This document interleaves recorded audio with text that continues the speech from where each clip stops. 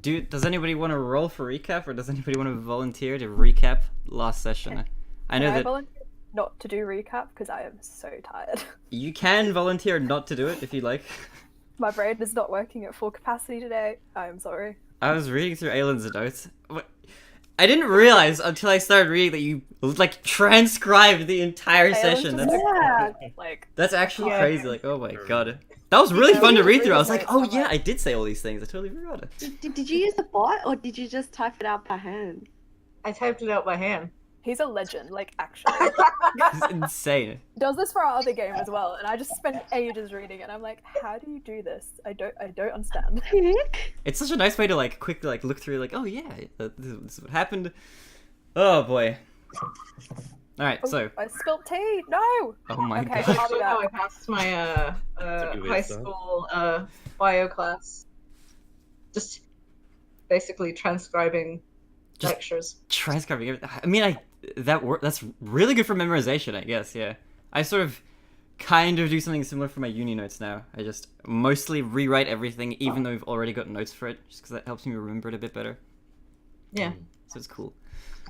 All right. Do the three of you want to roll for recap in that case, or does anybody want to just outright do it? I'll roll, I guess. All right. So What do I'm we- looking for the number closest to 13. 10? Can we get a 10? 4. 4? 19. Hell yeah. All right. That looks like Quinny. You're the one doing the recap today. Oh, what? I thought I would be. It's like the closest gets immunity. No, the closest is the one recapping. No! I'm sorry to inform you. Unless if you really don't want to do it, you don't have to. I'm not gonna like force anybody. Okay. Yeah. I've never done this before. Plus, if anybody else has like missing info, then we can just like kind of patch it in and fill it out, and it'll be Yeah. fine. How long does my thing have to be? As long as you want, just as long as it covers all the important information, pretty much, just enough to Okay. situate us in the present time and recap pretty much all the major plot points that occurred. Okay, so last session 2 weeks ago, in Forella Atoll. For Heller Atoll. Yeah, Forella Atoll. The Shiny Boys, who haven't made an official campaign name yet, Probably won't for a little while, but yeah, Shiny Boys is a nice placeholder. yes, all congregated through some mysterious fate.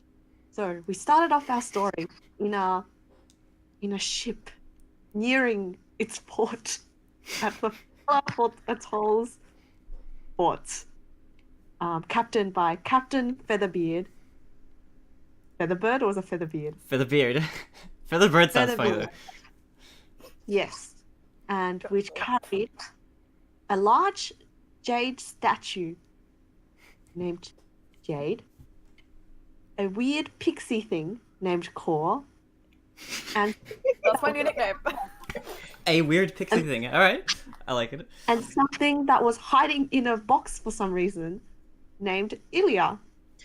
After some crazy cat and mouse adventures on board this ship, they decided all to somehow jump out into Forella Atoll, where they soon find out it's ridden with these Neko-chans who... Oh my god. Okay, Thomas's fan. now... Port is very... this city, the nearby town is very small, so obviously they did the most natural thing that any D&D player would do, which is go towards the nearest inn or pub. And voila, our biggest pub in this town is none other than the Swamp, where they met our other two player characters, Baron B. Bendaughter, the very strange womanizer bard, and Yerrick Gimlin. Whoops. Ghibli. Yeah, I was watching, just on that note, I was watching the recording back a bit, and I noticed, like, at one point to the end, Emma called Gimlin Gremlin. It's just, like, that's the funniest thing. Yep. It's gonna be a Yerrick. running joke. Yerick, who is a gnome janitor. And then, little did they know, this bar is secret to many, many mysteries, including some black-hooded men. So, when into the midst of this drama, the dysfunctional group of people started to pick a fight with a group of bandits. And after wiping the floors with them and taking some money from Cloud the barkeeper, they are now trying to solve the problem of the mystery surrounding Forella Atoll. And that is where we're at right now. That was a beautiful first. Nice. Week. That was beautiful. That's great. Thank you for the recap. That was very. I like the way you put everything. Yeah. All right. So, adventurers, we find ourselves back on Forella Atoll. When we last left off, we were all doing various things. The captain was weeping over his currently burning ship. You guys took some strange coins from the barkeep.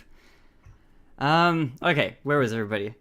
Ilya, you were, I think from memory, comforting, or attempting to comfort the captain as he was trying to wave water at his ship. Maybe that was Jade. Was that Jade? I think that was Jade.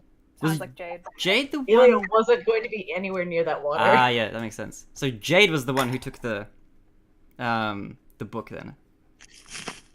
Yep. Yep. Okay. Cool. Too many green people. Okay. It was a green one. That's Okay. No. such Okay. a quote. This campaign. Oh my god, I'm already losing my mind. Alright, cool. So, Jade is with the captain. Where is everybody else at the moment? I was thinking about returning to the inn to grab. Right, okay, yeah. So you're outside the inn. That- Is everybody kind of roughly congregated in the same sort of area just outside? I'm making myself a drink because nobody's at the bar right now. Cool, oh my god. Alright, you're at the bar. Cool. Sure, alright. So, it's currently it's midday. Not much is happening. The barkeep is rolling out like a couple kegs of water towards the captain on the pier in attempts to pour some water on the boat, maybe. Although at this point it looks like the boat is pretty much going to be burnt to smithereens with basically nothing left, so that might prove to be a futile attempt. He's well away from the bar. Core, you're pouring yourself anything specific, or what do you feel like giving yourself to drink? I feel like a vodka cranberry could do core right now. Okay. I don't know. Okay, you can check to see what you've got there. I don't know if they have vodka cranberries, but maybe you can mix something up.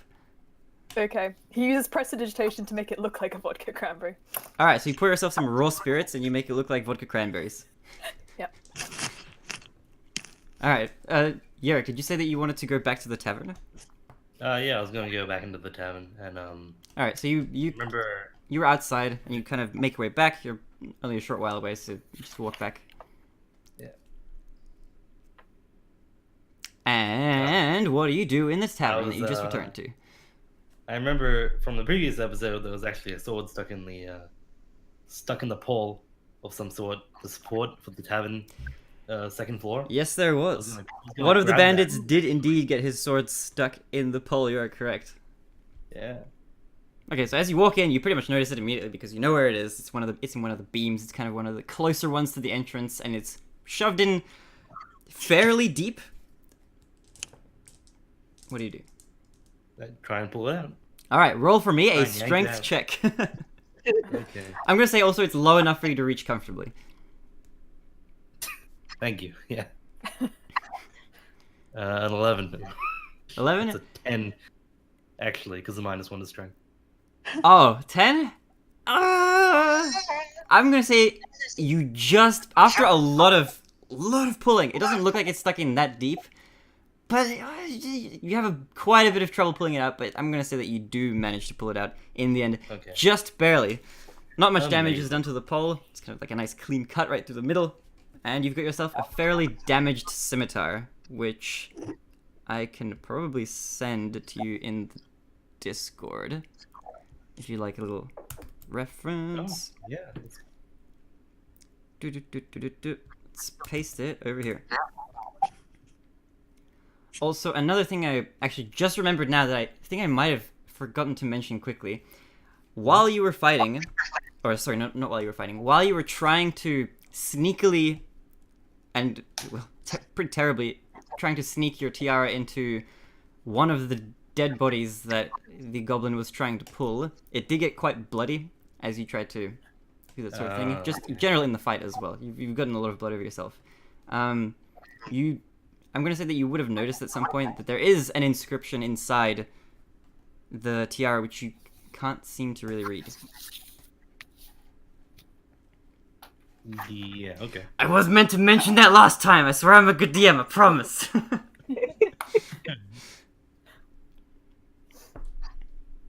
Alright. It's my turn? Okay, so I'll go ahead and try, I guess...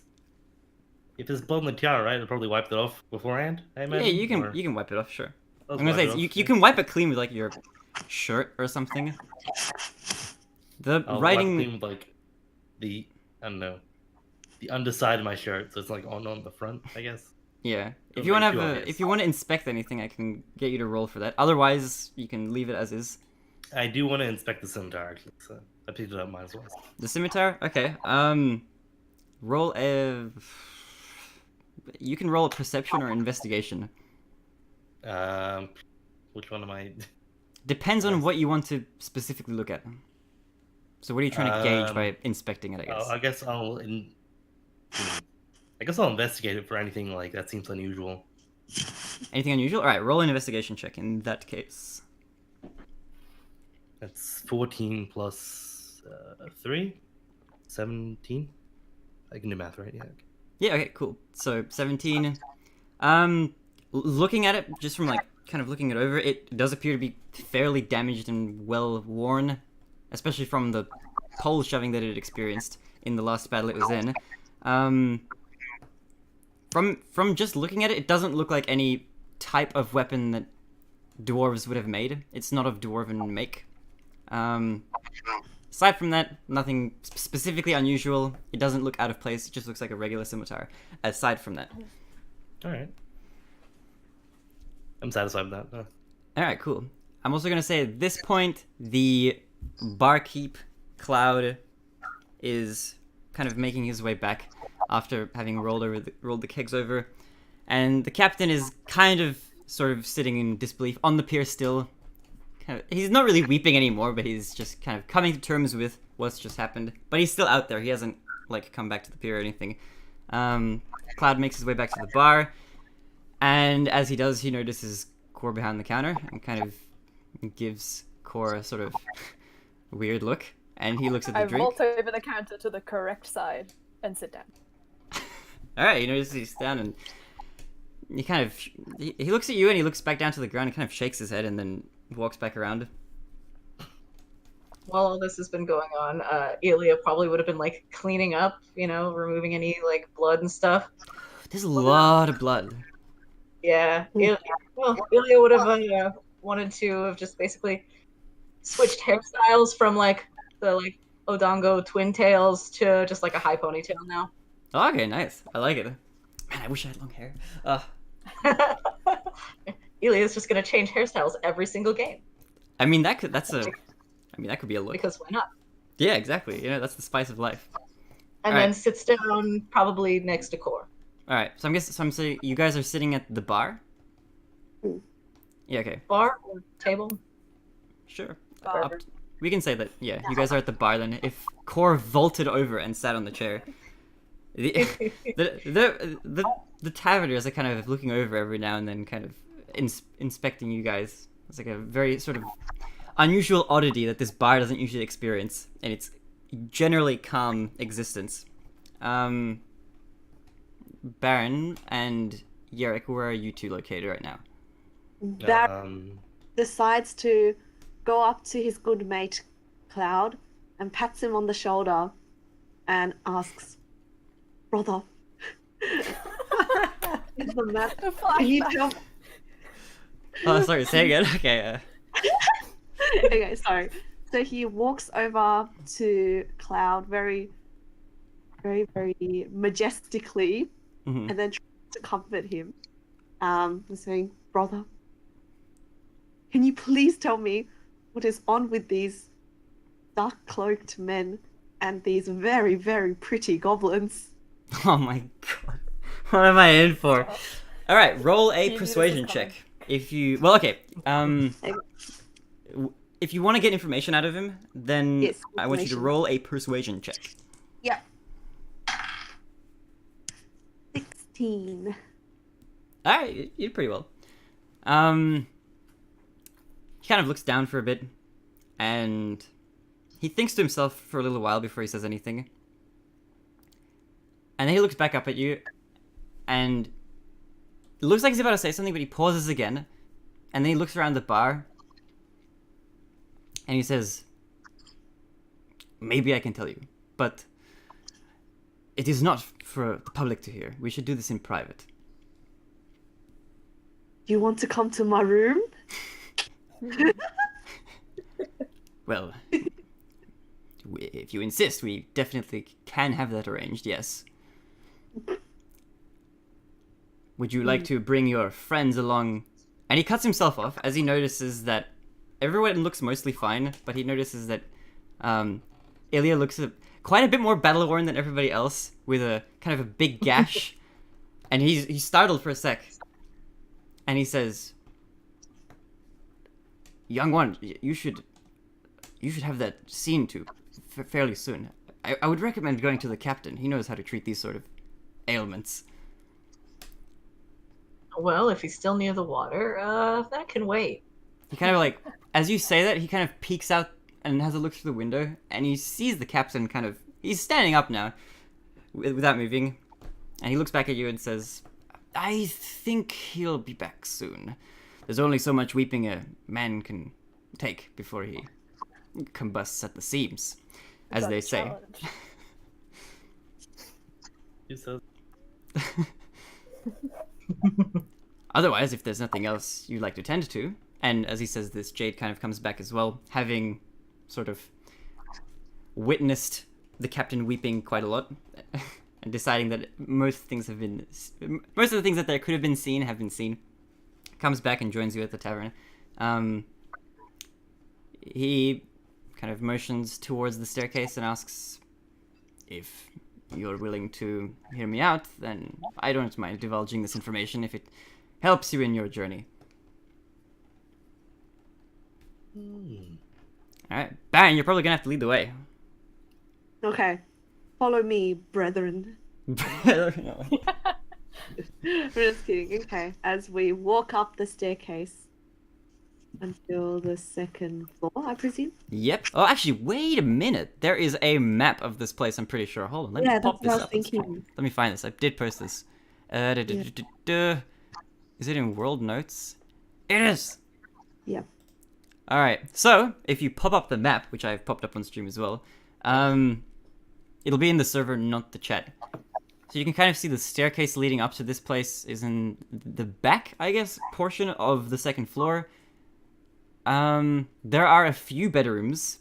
The little dashed lines are meant to represent curtains, and each one of these is a bedroom. There is one quite big room. They also all do have doors, like where the little gaps are. I didn't draw them in because I'm very bad at preparing the stuff, but I assure you there are doors. They are all bedrooms. They're all kind of the same size. There are a few pretty small ones. There's one massive one, and there is more than one bed, and that's where Baron resides, pretty much. Or at least that's the room that's been given to him. Can I retire to my room while they're doing this to like clean up in general? Sure, if you like. Which room specifically is yours? I'll let you pick any. Wait, shouldn't I have like a designated room though from like earlier? Well, I originally said that your room was a small room, so I guess you can have the smallest room, which is in the far southwestern corner. Far southwest. Okay, like this one. So, yeah, it's that little. It's the only one that looks kind of. Well, they sort of look. Okay, the rest of them look rectangular. This one kind of looks square with the curtain. It's like bottom left. Oh, okay. Yep. So that'll be your Sure. bedroom. All right. I'll just do my thing in there. Yeah. Alright, sure. So, I'm gonna say that everybody else pretty much makes their way to Baron's room if everybody else is pretty much ready.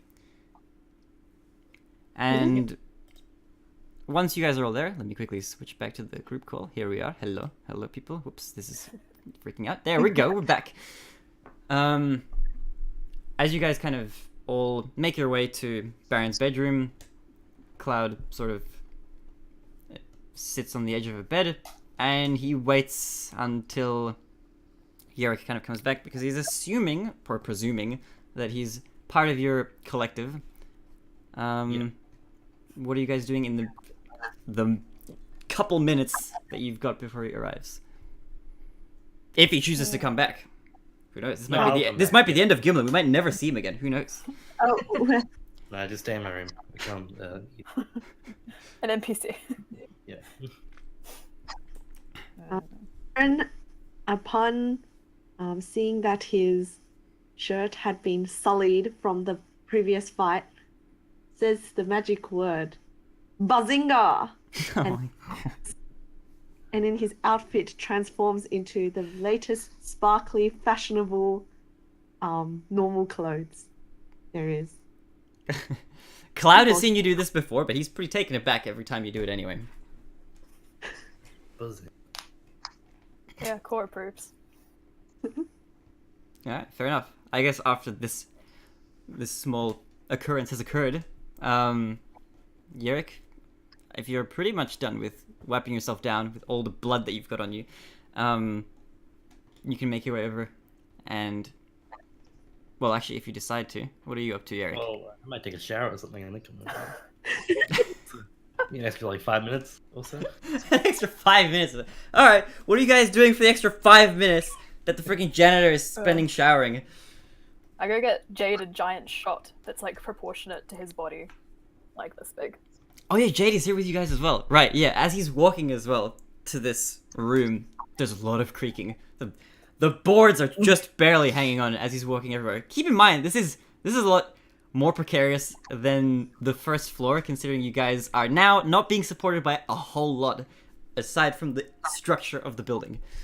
So it is bending quite a bit as he's walking around. So you go get him a shot from the counter. I like that you're just doing all of this. Cloud's not supervising. Cloud is like, it is his own world at the moment. Elia's probably sitting on a table. Or the wrong way on a chair. I like both. Can I take this extra time to to roll some hit dice? If you like. Is this a short rest? 5. Yeah, it could be. How long is a short rest usually? Is it like 10 minutes? 10 minutes? Yeah. It can be, but you can also do like an hour at the most. So. Actually, you know what? If we'll make. No, okay. If you guys want to take a short rest, then you'd have to rest for like an hour. But, that's what that's gonna be my. I'm gonna say that's the decision. You guys have to actually like sit down and rest for an hour if you want to do that. I mean, since we're gonna be talking for like an hour, I feel like it's not too. If we do end up talking for 1 hour, I'll let you take the short rest. But if it doesn't end up taking an hour, then okay. Then no go. So we'll wait until it's done. I'll give you at least that much. All right, yeah. Just want to get my 4 HP back. If only the captain were here. Yerrick, how's your shower going? I'm done. Actually, I took a bit more than normal, so it's like 6. Oh my god. Alright, you take a longer than normal 6-minute shower. That's like a 20% increase. That's a fair bit. And then what do you do after you've taken your shower? I go into the room and say, yeah. Alright, so the fashionably late and very clean and freshly washed Gimlin, who has a shower in his room. I make sure I put some clothes on first. Yeah, okay, you put some clothes on. I don't want to roll naked too. That would be a bit much for like a kind of a first impression, sort of. I'll give you that much. Okay, so you show up in your new clothes. Your freshly dried self arrives in the room, and you guys are all there. Upon seeing you, Cloud sort of brushes himself off and stands up, and he asks, he looks at Baron initially, but he looks to the rest of you and asks, so what is it that you want to know? What is the deal with those strange gothic-looking men in cloaks, and they started attacking us, as well as those goblins? It's like, oh, that's a lot of information to process at once. Well, okay. I can definitely tell you a lot about the hooded figures who you met and put an end to in the bar. Those men, I do not know exactly where they are from, although they do stop by often and they're no good. I'm sure, Baron, you've seen them many times before, and I'm surprised you haven't asked about them in the past, but I don't know exactly what it is they want. They're always very threatening, and we usually just give them food on the house, as you may know, just because we don't want any trouble caused. We don't know where they're from. They always end up hiking back up into the woods, vaguely northeast of here, if I recall correctly. I do not know where it is they go or where they come from, but that is the direction in which I usually see them come. It is usually a mix of the same sort of people, although I cannot say for sure. I have not seen their faces very much or very clearly.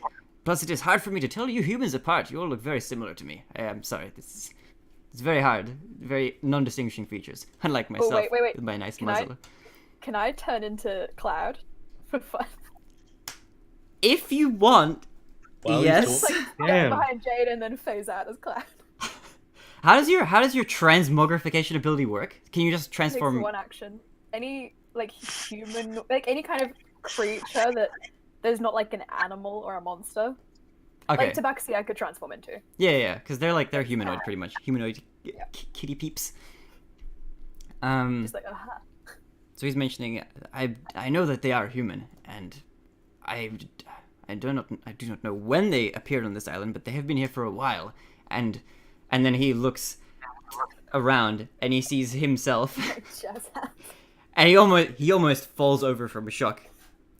He's speechless for a moment, and he looks around and says, "Is that me? Have I died?" Copy everything, like action he's doing. He's kind of he's kind of standing still, and he does, you know, when you look into a mirror and you kind of move your arm like this to see if it's a reflection or not. What is this witchcraft? Just wagging excitedly. Cole's just like trying really hard not to laugh. I think if anyone's looking closely, you can see that he's kind of shaking a bit because he finds it really funny. He looks at you as you're shaking a little bit, and he starts thinking to himself, "Oh no, I'm shaking. It must be the fear. Oh." Who are you? What do you want with me? Me. He's still not saying anything. He's just like getting closer. Oh my god. Okay, I want you to roll a performance check with advantage. Sweet. Okay. It's either a 9 or a 14, so it's 14. Plus 4, which is 18. Yeah, he thinks it's him. He thinks you're him. Pretty much. I'm very convincing. He stumbles back a bit, and then he trips over himself and falls to the ground. Shocked and curious a little bit. He's sort of regained his composure a little bit, despite having just fallen on the ground, but he's kind of still... Let me... Shh. Okay. Can I make an acrobatics check to try and catch him? Oh, before he falls? Yes, you can. Yeah. Oh, that's so sweet. I'm sure that's what it is.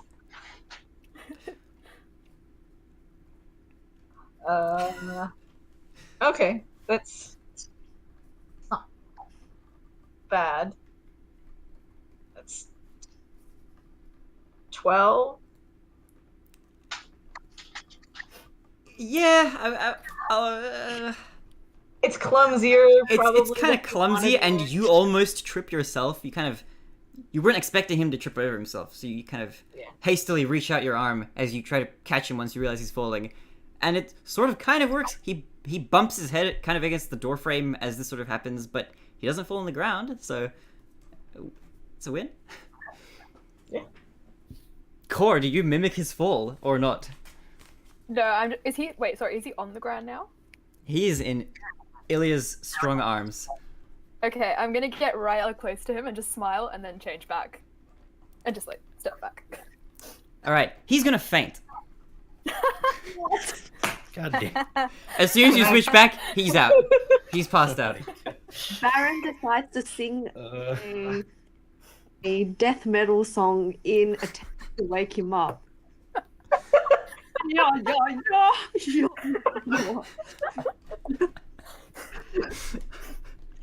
Alright, roll. Okay. A performance. Yeah, okay, roll a performance check. If it's. Did you say death metal? Yes. Yeah, alright, roll it with advantage. Yes. This is great. I'll give you advantage on your roll for your choice of genre. Okay. 17. Yeah, okay, he sort of starts coming to as you loudly perform this song. Very unusual to the barkeep. He's never heard anything like this before. This is very bizarre newfangled youth music.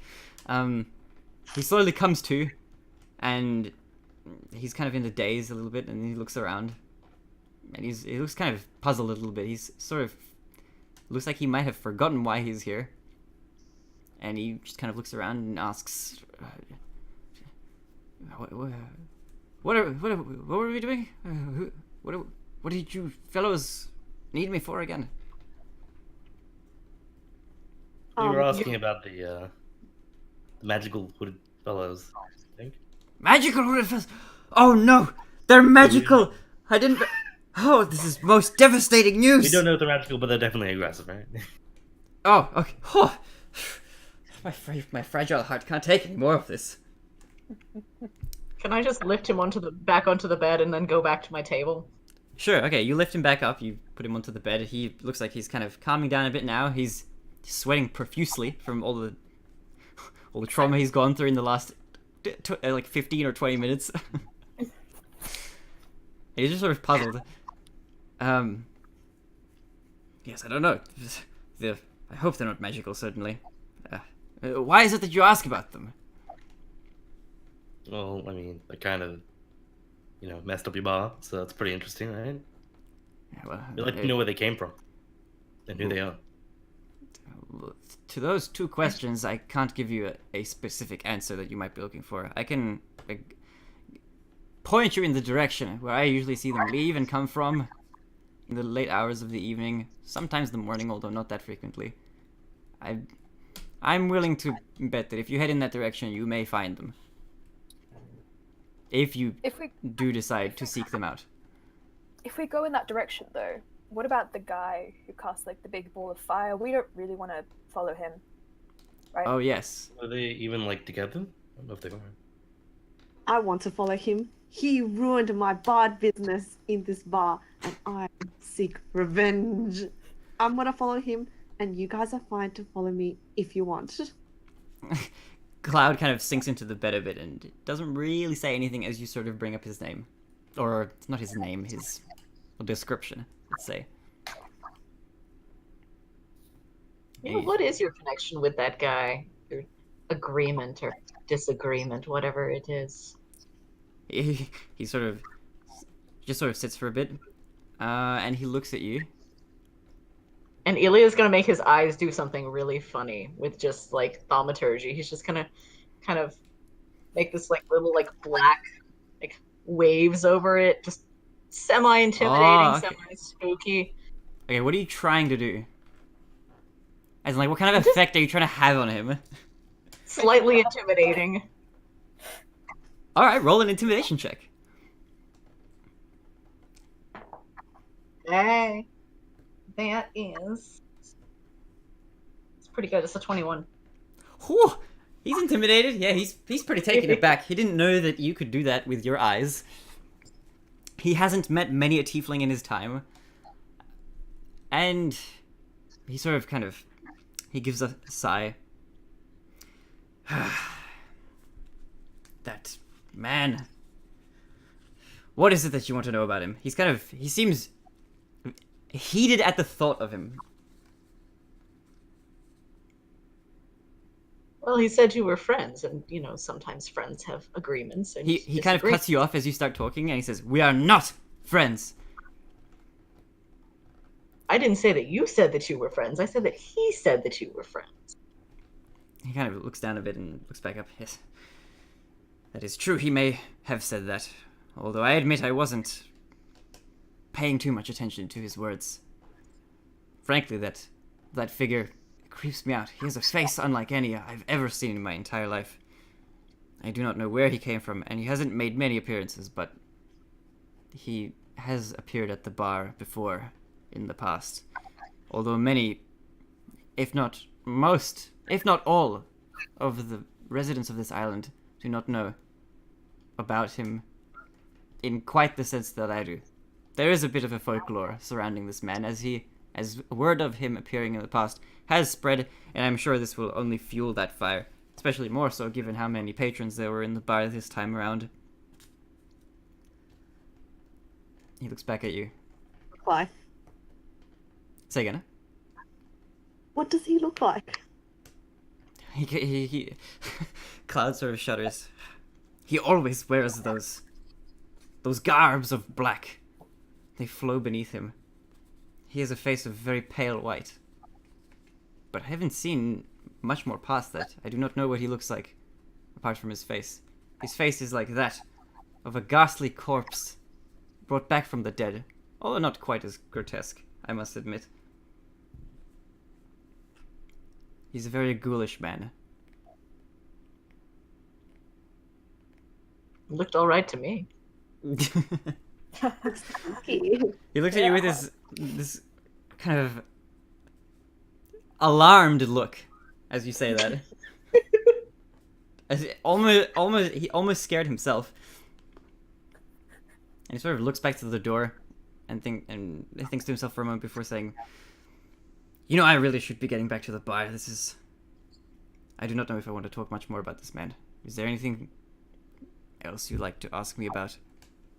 If you'd like to follow him, then go ahead, but it is something that I would not advise, nor wish to join you in. What's your deal with him? Why did he give you money? Huh? You know what? Quite frankly, I do not know. I think I understand the connection, but I do not know why it occurs, or why he shows up when he does. But the last time he showed up, years ago, there was another murder in the bar. There was a patron who got drunk. And again, it was one of these hooded members who was here. This time, they were only in a group of 2. One of these hooded members, these hooded bandits, drank a little too much out of the bottle and ended up assaulting one of our other patrons, one of the tabaxi. And the short fight ended very quickly as he ended up ultimately smacking the tabaxi over the head with the bottle in his hand, and the tabaxi fell to the ground and didn't get up. And it was at that point that he came last. And as he did, he acted in very much the same way that he did when you saw him today. His mannerisms were almost identical from my memory of him when he was here last, and he gave me a gold piece for that as well. And this now has confirmed my suspicions, having given me 4 more gold pieces. I suspect that he hands out these gold pieces per body. Lovely. He sort of shudders as he's speaking. Maybe he's just a really spooky crypt keeper. I mean, he's paying you for your dead. Why did he burn the ship, though? Are you asking Doesn't me? like water. He's like an asshole. As a quote. I do not know what he is here for, or why he has burnt down the captain's ship. You got some questions to answer then, I guess. Well, I unfortunately do not know much more about this figure other than what I've personally endured. He does frighten me, and I do not know why he calls me his friend. But I am sure there are others out there who may know more than I do. Should we ask Captain Feather Bird? Beard! Feather Beard! Oh, Feather my Bird? bad. I haven't heard of such a I don't captain. really remember men's names very well. Oh, Core makes note of that. Cloud laughs to himself a bit as you say that. Ugh. I think you should see to the captain. I think he's a fair bit distraught. And I myself really have to get back to attending the bar. I know we don't have many patrons now, given especially what's just occurred. But I should go see to it that there is somebody tending to the patrons. So if you'll excuse me. And he sort of brushes himself off and he stands up. And if nobody puts a stop to it, then he'll slowly head back down. And he walks back down. He walks back down the staircase and he walks all the way back to the bar. What are you guys doing? Go interrogate the captain. Yeah. That's a good idea. Alright, so as a cohort, you guys walk down to the bar. Captain isn't there. At the pier. You want to walk outside? Baron decides to storm outside to the pier because he's very angry about the state of affairs. Okay. Does everybody follow? Core walks leisurely behind. Alright, so Baron storms out in a huff, and everybody else kind of leisurely follows behind in pursuit of Baron. And at this point, the captain is sort of groggily walking back. Flaming ship behind him. It's kind of settling a little bit now, but it's still on fire. And a lot less of it is there than there was a little while ago. The planks kind of, as you look at the ship behind him, this glowing red light, you can almost feel the heat. The planks and even the sails, as they burn, one by one start to fall off the ship into the water below, putting themselves out, releasing quite a lot of smoke as they go out. Big rip. The captain is kind of walking very slowly. He isn't really looking at anything in particular. He's kind of looking around and at the ground. Can I call out to him? With You my can. very acute voice. Sure thing. Alright. Say, Captain, I need to talk to you about some stuff. He perks up a little as he hears. Ah, yes! My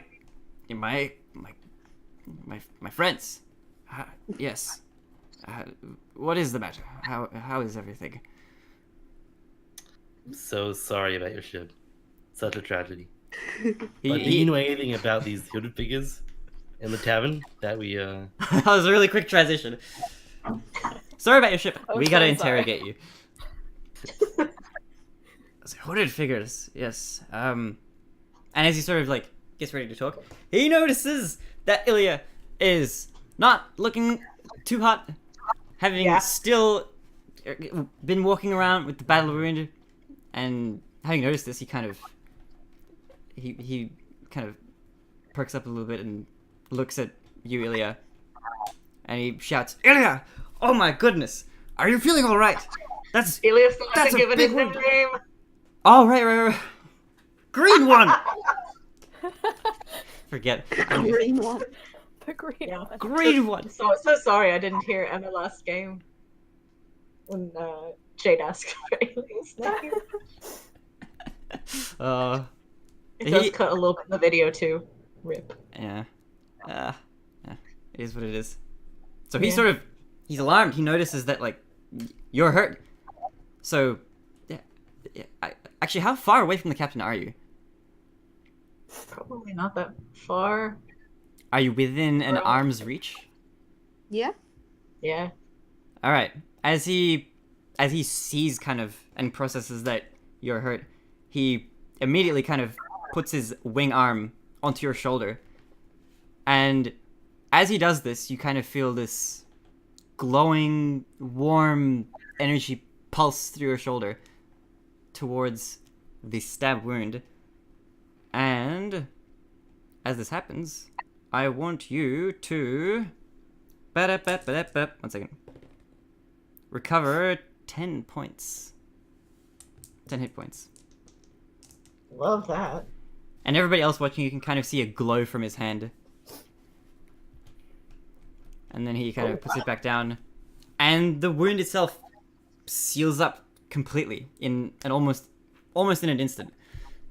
And he kind of, now that he sees that you're okay, he kind of sighs and asks, "Are you feeling all right?"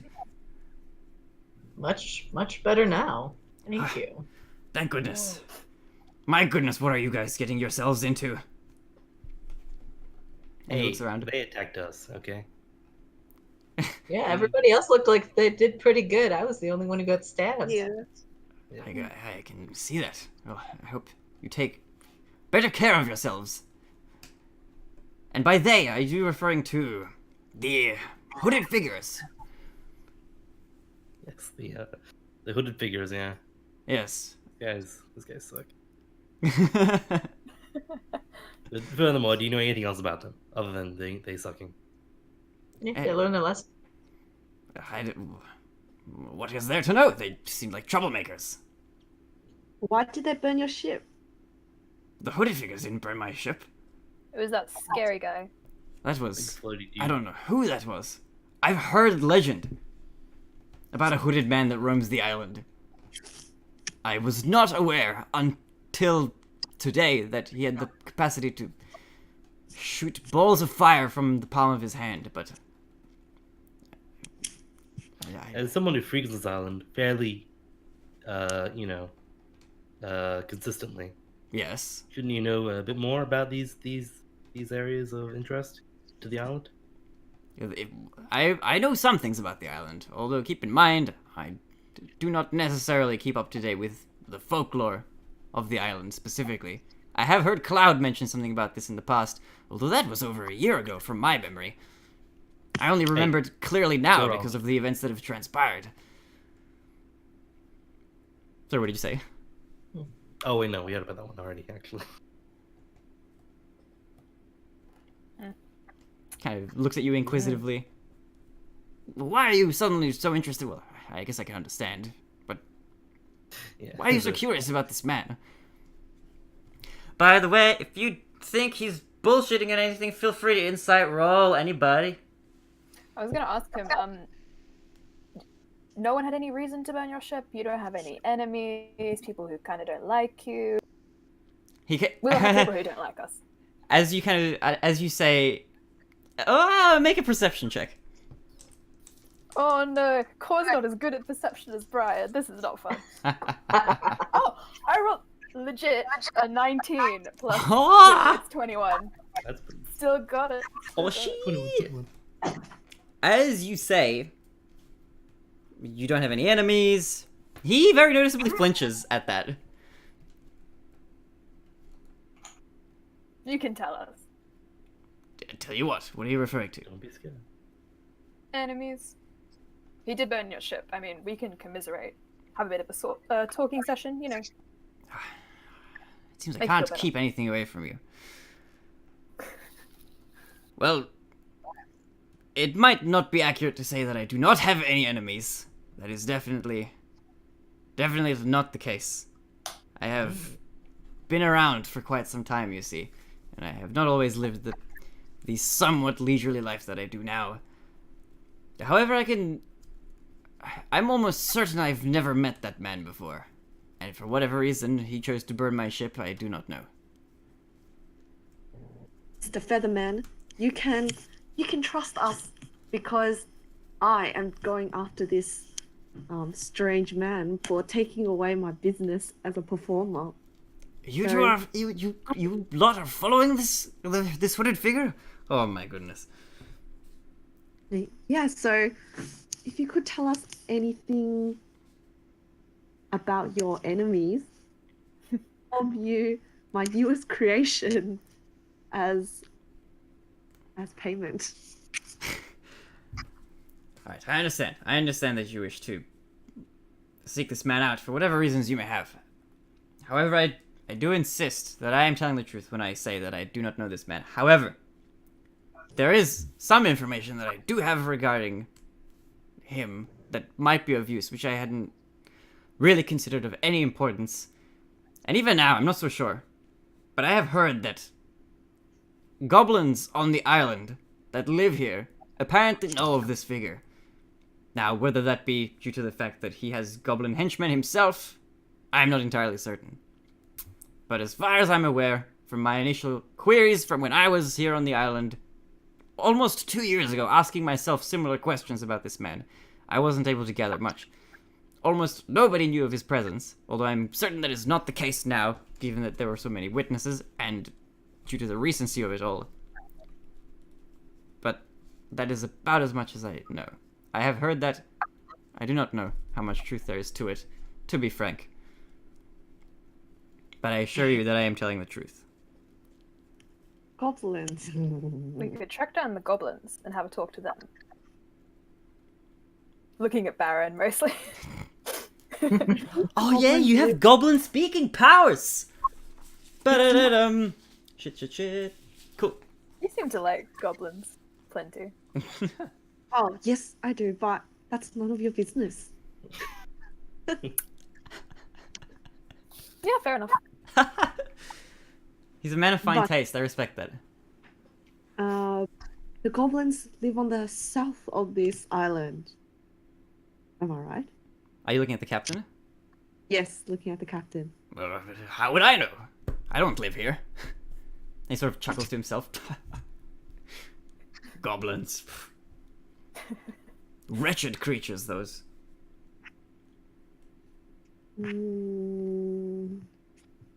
Sorry, hold on a sec. Holding. We could ask someone at the bar. Yeah. You most certainly Get can. You back can to that. also feel free to check out the town. There are other buildings. Just from to describe the scene, because you guys are outside, you can see around you that this bar is definitely pretty big. It's like the biggest building around. There are a bunch of other smaller sort of pop-up houses kind of all over the place. There seem to be other stores and tabaxi kind of wandering around. So it is somewhat lively, especially considering now that it's midday. So there are definitely a multitude of avenues to explore, should you choose to do so. The bar is definitely an option as well. Some of the patrons, or a lot of them who were there when you were putting an end to the commotion, let's say, have since left the bar. There are still a few people there. Okay. So Baron knows that the goblins live south of the village. Yeah. So No, he does know that. yeah, sorry, I was just The confirming. captain, however, may or may not. Okay. He was like, thank you, Mr. Peacefeather. I'm so sorry about your ship. Peace, but as you say, sorry about your ship. He kind of he looks off into the sunset, or not the sunset. It's midday. He looks kind of off into the horizon, with a tear kind of rolling down his cheek. 'Tis but a ship. Elia's gonna kind of link arms with him and say, "Do you need someone to look after you while you find another ship?" And as soon as you say that, he just goes, "That was my baby, my pride and joy, my ship. It's gone. How could that man put it down? I'll be all right." Alright. His eyes are kind of red as he says this. I sort of just ignore him and then walk back to the tavern. Yeah. Heartless Same. villain.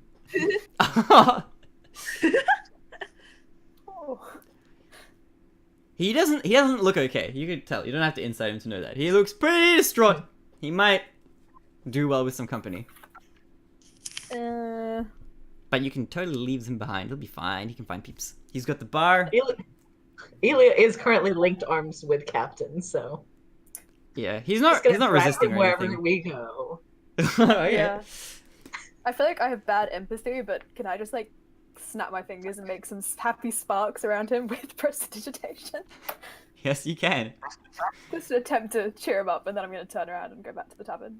He kind of looks at the sparkles and he's like, "Oh, this is quite nice. This reminds me of the time that I was transporting fireworks on my ship." Okay, cool. I was walking faster. He's still standing and he's kind of walking with Ilya, arms linked, but he's bawling his eyes out. He's very sensitive for a captain. So, where are you guys heading? Back to the tavern. All right, back to the swamp, which The swamp. was only mentioned once. So I should probably iterate that, but the tavern is called the swamp. The funny thing is the notes.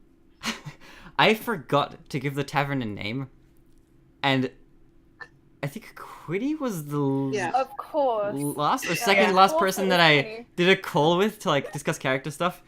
And she asked like, "Hey, what's the tavern called by the way?" I was like, "You know what? I didn't come up with a name. Why don't you decide?" And this is where we are now. It always comes back to Shrek. Always. Oh, okay. Every D&D campaign, you can trace it back. All right, so you guys make your way back to the swamp.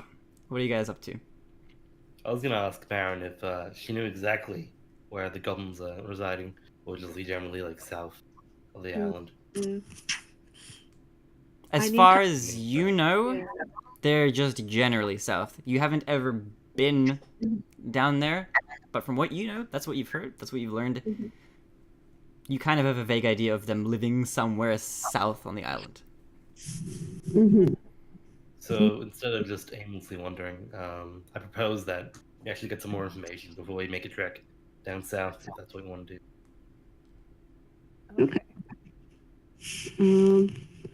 Baron goes back up to Cloud, and he's kind of like washing a glass. Like, hello, Cloudy Cloud. Baron, what brings you back here? Could you tell me where those very, very interesting goblins live south of this island? The goblins that live south, they live to the south? The goblins, is it that you say? That's some interesting information. And he kind of looks off to the side. You know, we've been having trouble with those goblins. Oh. Yes, they were just here during the commotion, didn't you see? Yes, I did see. Although those goblins didn't head back south. Where? Where did they head? Well, they followed that hooded figure. Off to the north somewhere. I don't know specifically. I was just watching as everybody else was watching the captain cry over his burnt ship. In the background you hear like... So Baron to this dysfunctional group and says, I don't know if those goblins from the north are the same as those from the south. You may be right. Maybe we should find out.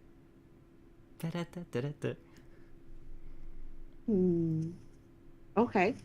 Best way to get information in this sort of situation is the bookshop, in my opinion, so I'm gonna head there. You're just gonna leave? Okay. Yeah. I don't think we're gonna go what could you learn in a bookshop? history of the world. There's tons of things you can learn. Fun fact, Ilya can't read. That is a pretty fun fact. That is a fun fact. Baron asks Cloud further. So, so you have this a goblin problem. Can you tell me more about this? Well, yes, I believe you might have been here for some of the instances, but they occasionally come and harass some of the villagers, especially this tavern at night. They like to throw rocks at the windows, and we don't know where they're coming from exactly, but there have been a few of them in the past, less so recently. I mean, until you say at night time. Yeah, well, yes, it seems to be at night, and it seems to be goblins throwing the rocks. We haven't had any incidents as of too recently, but about a month ago, we did have some goblins show up in the town, throwing rocks and generally being a nuisance. Luckily, nobody was seriously injured, but you know how these things can turn out. Why is it that you're suddenly curious about these goblins, of all things? Cloud, don't you want to avenge your fallen business? Don't you want to go... My fallen business! I'll have you... Sorry. Let me... Okay. I know this quarter hasn't been great for us financially, but I'll have you know we're still doing quite well. I mean, you know how the economy is. It's not very great right now with the recession and all, but we're still booming. I assure you, it's not doing that badly. We can make up the losses next quarter. Sorry, I lost my cool a bit there. I know what you mean, but don't you want to dish out some vengeance on the people who wrecked your tavern? What can we do? What do you suggest? We go start a fight with them. Look, Baron, I don't even know the first place to look for these goblins. I have heard as well that there are goblins apparently to the south of the island, although I myself have never personally ventured too far out of this small town we have here, our little nice settlement. Kind of safe. Well, I thought we were safe from external danger, but it seems I was mistaken. Well, who else can we ask for information then? About goblins? Well, let me think. Who would know about goblins of all people? You might want to ask potentially the bookkeeper. He's a very knowledgeable man. I trust him. And he might know. Although I cannot guarantee anything. I do not know for sure if he knows, but I would place my bets there. Of course, there are many other people you can ask around the island. I'm sure at least somebody will have some more information on this than I. I myself have never been too inquisitive on the matter, but I wish you good luck in all of your journeys. I don't know exactly what it is you're looking for. You seem to be kind of poking your fingers into all sorts of holes. Poking your holes. I'm gonna retract that. I'm sorry. How do you poke your holes? Visually forgotten. Nope, in the notes. No. Oh my god. Yeah, okay, so I wish you good luck. I lost my train of thought there. Alright, so Baron goes towards the bookshop and seeks out Yerrick. Alright, actually, Yerrick. Okay, Yerrick, did you leave earlier than the rest of you guys did? I did. I'm pretty sure I did. Alright, you left earlier. Tell me where you're heading. Fuck. You're outside. Okay, you walk out. You're outside of the tavern. The world is your oyster. Which direction would you like to head in? There are. Can I perception check for a bookshop? Does that work? You can perception check, sure. A bookstore. You can specifically look for bookstore if you like.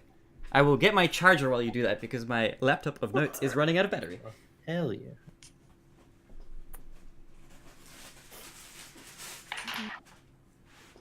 Ooh. Hell yeah. I got a 21. 21. Oh, damn. Okay. You look around and you scan your general environment as you sort of walk out into the world, and you look out onto the horizon, and there are quite a few stores there. You see a lot of housing as well as the stores, but you can tell the stores apart from the houses. From what you can see, let me just pop up this document. You look around and you can see various signs. There's like a shop in the distance that has kind of like this little flask with some fluid in it and some writing that you can't read from this distance. There's another sort of store-looking place, establishment, kind of next to it. Bit smaller, but still larger than the other houses. It's got an open book on the wooden sign. Again, some more writing to the side of it which you can't read. There's a much bigger, very red building with a little pigeon drawn onto it. Some more writing that you can't see. And there are a series of there are a series of buildings on either side of the path and like scattered around this sort of general area, with different types of food from what you can tell. And there are also some buildings with signs that are kind of indecipherable from this distance that don't have any distinguishing features other than the writing itself. There's also a nice kind of water fountain fixture in the middle of kind of this port town area. As you kind of walk from the pier out into the town, the first sort of thing that you see is like the tavern on the side, and then you have kind of buildings kind of all around, and in the middle of this kind of area where people can gather, there's this pretty big stone water fountain fixture type thing. Where would you like to head? The store with the book, open book in the front. That sounds like a bookshop. Alright, you walk, and you walk, and you walk.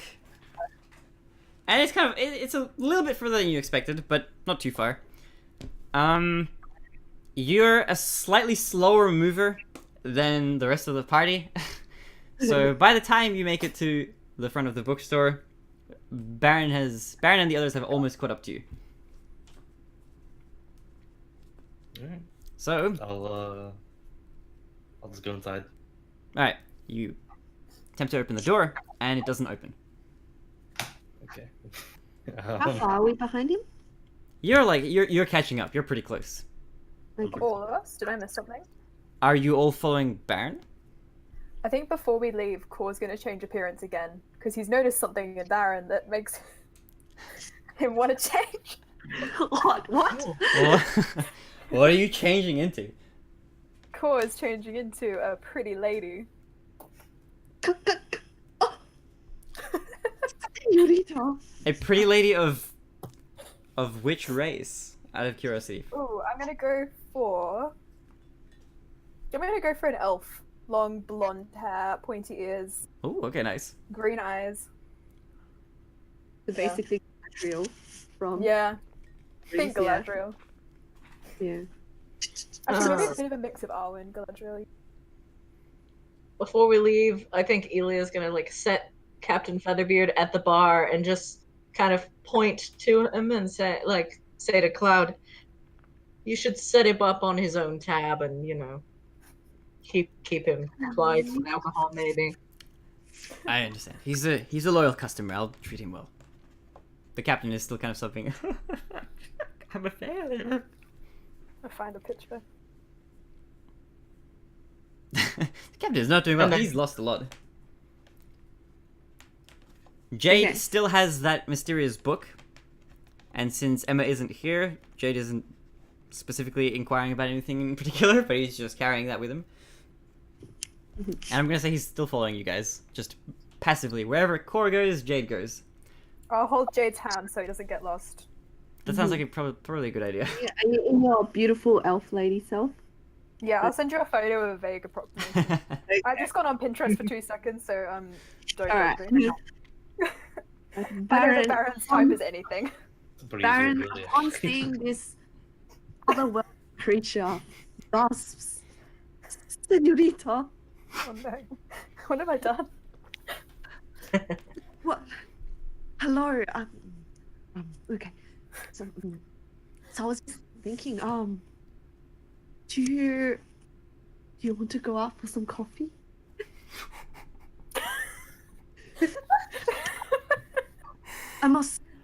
I am the best performer in this whole town.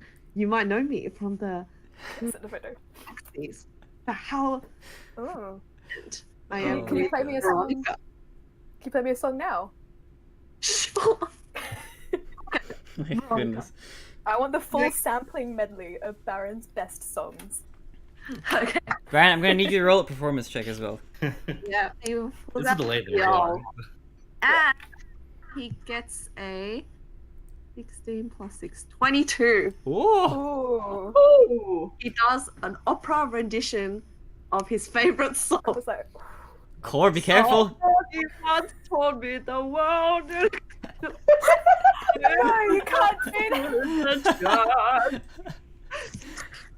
Oh my Your god. skirt pops out of the ether. No.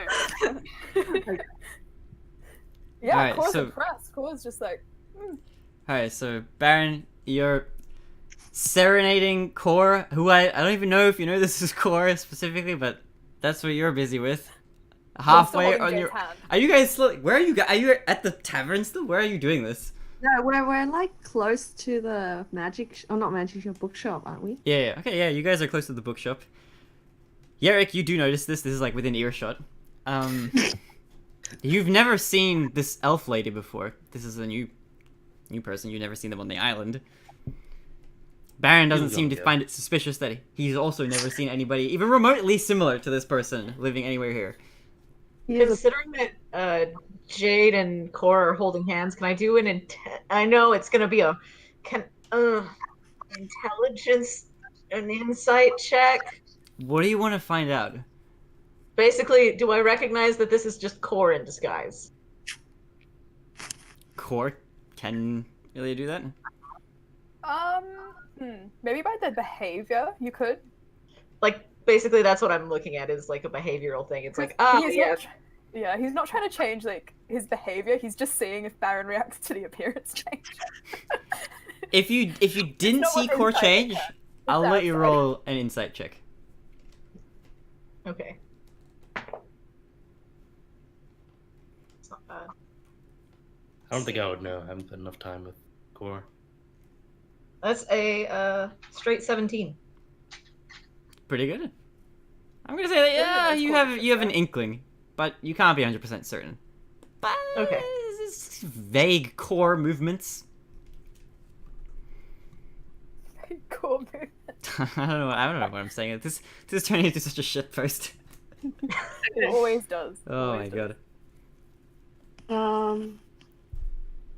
Alright, so after Baron was smitten with this new elf lady, he notices Yerrick. He is like, oh hey, Frodo. Frodo. What? Okay. You call out. It's better than Gollum. Yeah. I was Actually, behind me for a second. I'm like, what is he talking? Then I sort of waved him down. Eagle. are you here to see the bookkeeper as well? Actually, I was gonna check out some books, but I mean, Baron, I'm gonna say that you probably, having lived here, you do know the name of the bookkeeper, if you want to use Yeah. it specifically. What's his name? His name, as far as you know, is Love. Love. Are you here to see love? Okay. Yeah.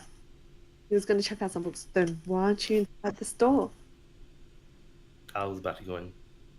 Okay. Let's go in together. Okay. Alright. You push on the door. It still doesn't open. Oh, wait. Okay. Actually, the door's locked, so I found that out as well. I'm not sure what to do about it. Baron, Since the door- pick the lock. Or we could get Jade to lean on it. Jade to lean on it. You have many options. Which I'm not sure if we should be infiltrating people's, establishments right now.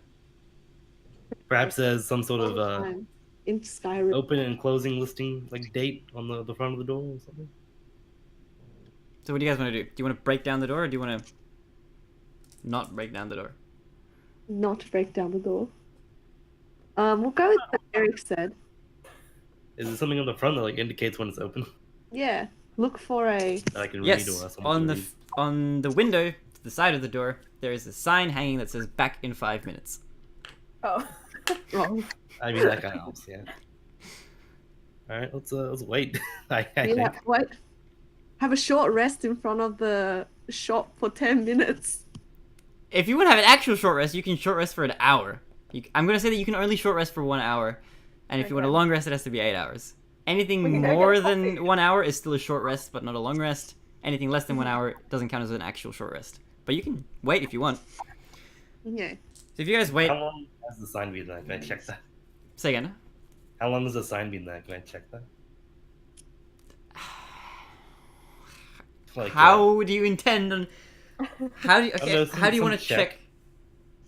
Like what? what signs are you looking for that it's? Okay, Stuff. How would you check for this, just in general?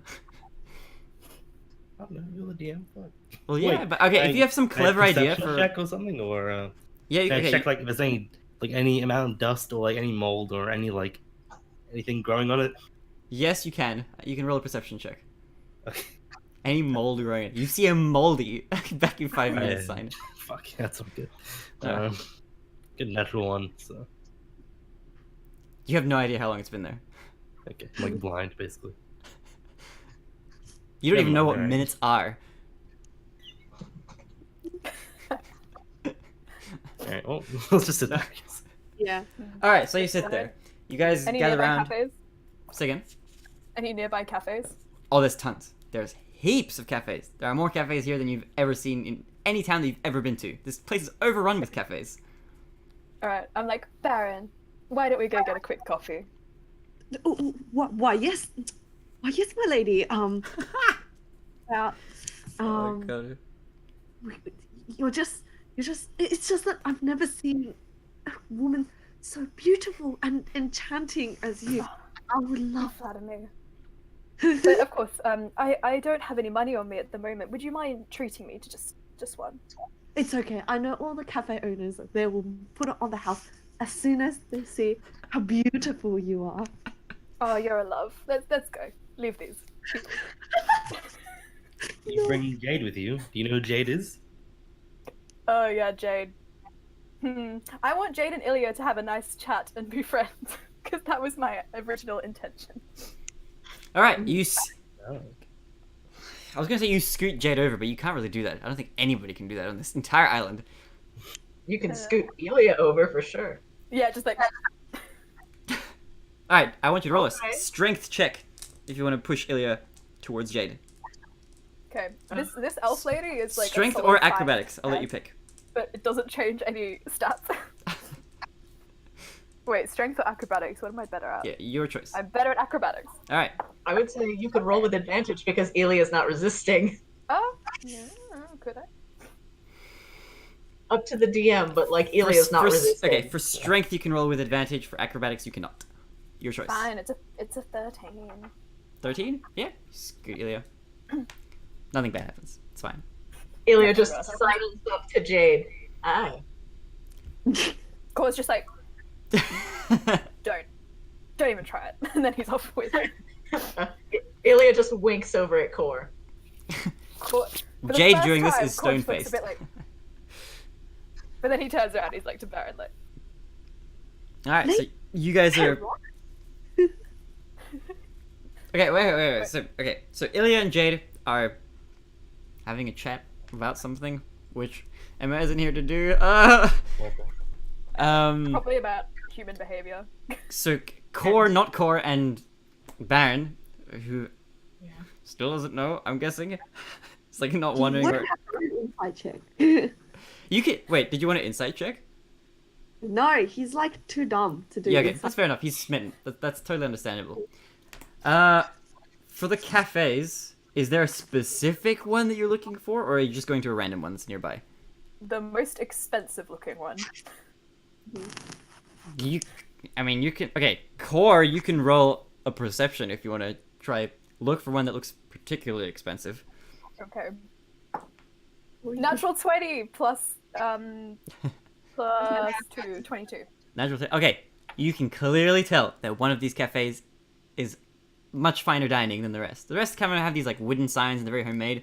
One of them looks like it's just been transported out of the city and just placed here. It's this very fine marble building with purple and gold with a sign at the front. Very regal, very cursive writing. Okay. It's all written in common, so you can read everything. Yeah, Core's common's not great, but he's just like, oh, this looks like my kind of scene. Shall we take a seat? Yes, my lady. Oh my god. Oh god. Alright, so while Yerrick is waiting outside the bookshop, you guys go Actually, I was gonna... You mentioned there was like a store with like a potion with some fluid in it, like nearby. I didn't say it was a potion, I said it was a flask. Sorry, a flask with some fluid in it. Mhm. How far is that? Can I walk there? Just You until I have can? free time. Okay, while the lovely couple make their way over to the Home of Tea, which is the name of this fine dining establishment, you make your way over to the place with the flask and the fluid. And you can choose to read the sign if you like. Yeah, I'll read it. Why wouldn't I? Alright. It's called Tome's Healthy Juices. Okay. So you Nice. make your way I'll over. walk in. Alright. You push on the door? Or well actually, how do you wanna... The door looks closed, what do you wanna do? What do you mean it looks closed? As in it's not Is every open. door- Isn't every door closed? I mean, some of them are open. I push on the door, see if the door's open. Alright, it doesn't open. It doesn't open when you push on it. Can I knock on the door? You can. You knock on the door. You hear a voice from inside. Come in. I push on the door again. You push on the door even harder. It creaks a lot, nothing happens. I push in really hard. Can I do like a strength check or something? I don't know. Yeah, you can do a strength check.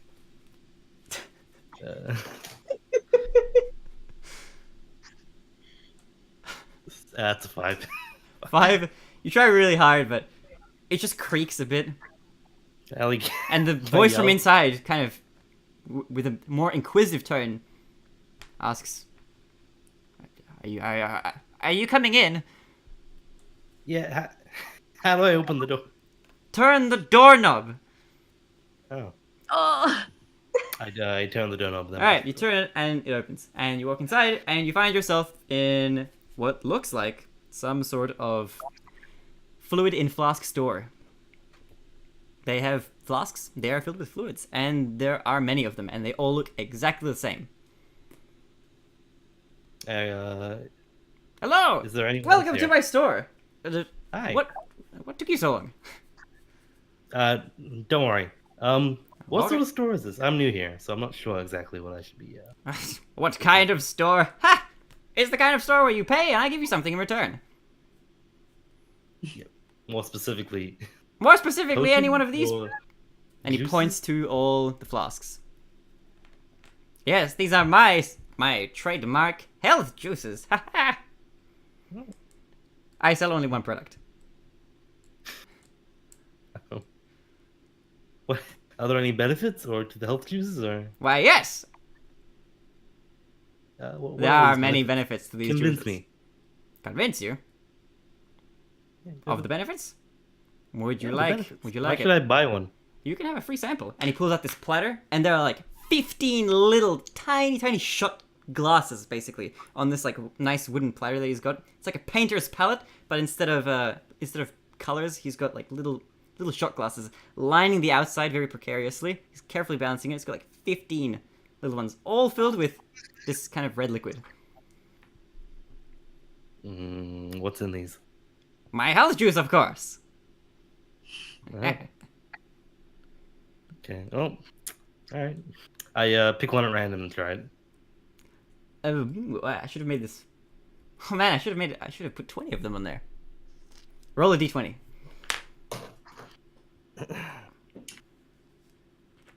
12. 12. Alright. You kind of scoot around and you randomly pick the 12th one. And you pick it up and you take a sip. And as you drink it, you feel like a nice sort of bubbly feeling. It's not carbonated or anything specifically. It's just kind of like a flat red liquid. But as you drink it, you feel pretty good. And it tastes nice with a somewhat sour aftertaste. Is there anything else you'd like to do? You kind of, really. as you sort of drink it and you're pondering, the owner kind of looks at you, and he smiles, and he puts the pallet away. He slides it back That was under the great. table. Thank you. Oh my god. I'll come back later and maybe try it some more. Thanks for that. He kind of, as you say, you come back later. He kind of squints at you with this very skeptical look. Right. Actually, you seem to be quite adept with living here. Are you, You know trying to anything about insult these, me somehow? What is No. your deal? You come into It's a my compliment, store. honestly. What is it you want? What is your name? Who are you? I am Yerrick from an unknown land far away. I'm a visitor of this island. An unknown land. And, Mysterious boy, aren't you? yeah, sure. And I'm curious as to if you know anything about these hooded figures that have been rampaging. Hooded The figures. big hooded figure. Yeah. He kind of thinks for a bit. Rampaging? I haven't seen any rampaging hooded... And he stops himself. Are you referring to those hooligans that stopped by the bar? Yes, Yes, those that could hooded be figures. Yes, those could be it. pesky humans. Not Baron, of course. We all love Baron very much. But the other pesky humans. They are no good. They cause nothing but trouble. What is it... Why are you concerning yourself with these figures? Well, some of them started the fight, so I'm sort of curious as to they do. As they do, yeah.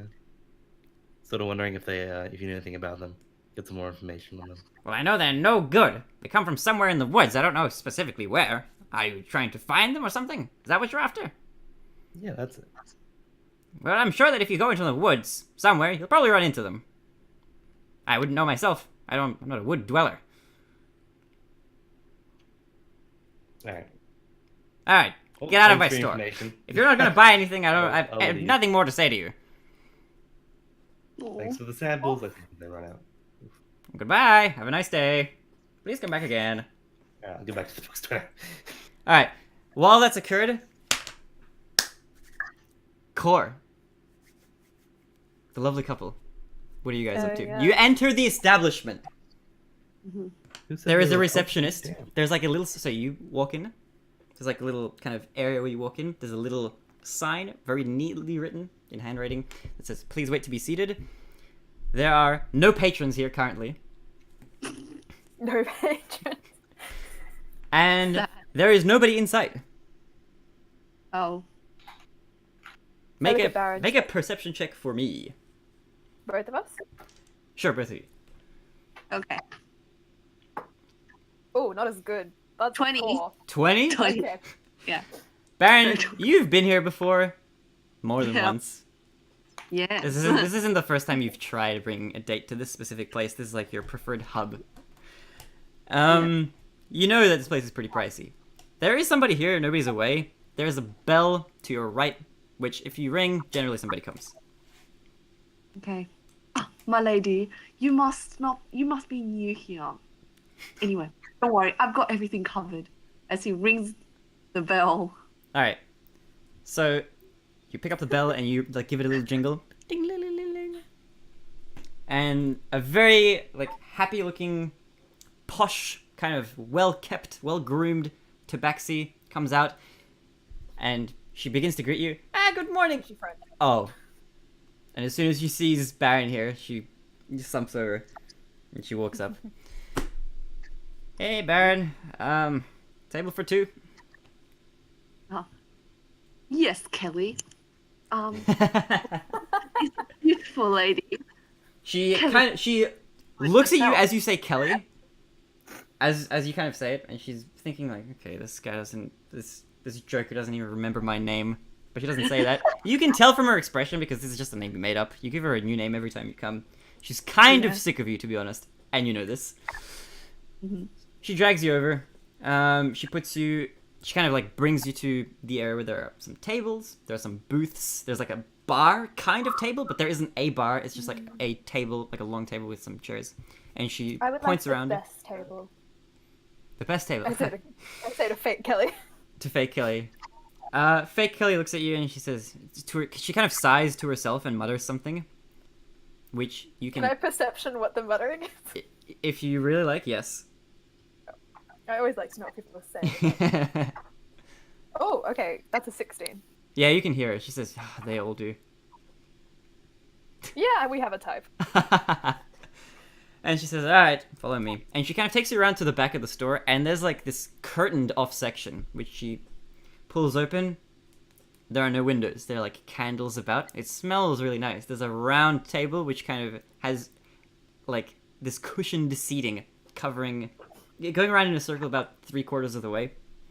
And she just sort of points and says, here. Sweet. Kelly, you look wonderful today too. Ha. And she just laughs and she walks off. It's the most soulless laugh I've ever had. She's been through the motions. And as she sort of disappears, she comes back and she's got a menu, and without really looking at you, either of you two, she looks at the menu and says, "Alright, what would you like to order?" And she puts the menu down and pulls out a notepad. And then she kind of What's looks the back at most Baron and expensive? says, "Unless you'd like me to come back in a minute."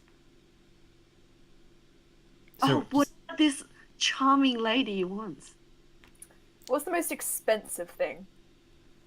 and she says, she kind of looks at you with a scowl. Core doesn't really act like a lady. He's just like very.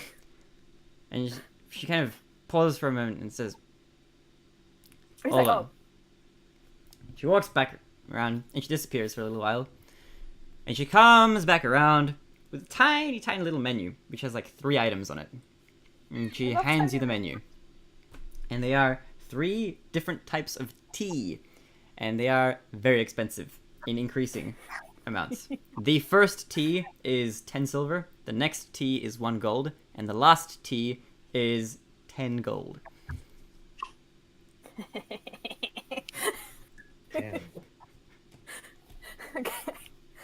I'm gonna look at the teas and I'm gonna look at Baron and be like, since this is our first date, would you like to make it special? We could get And he points at the 10 gold tea.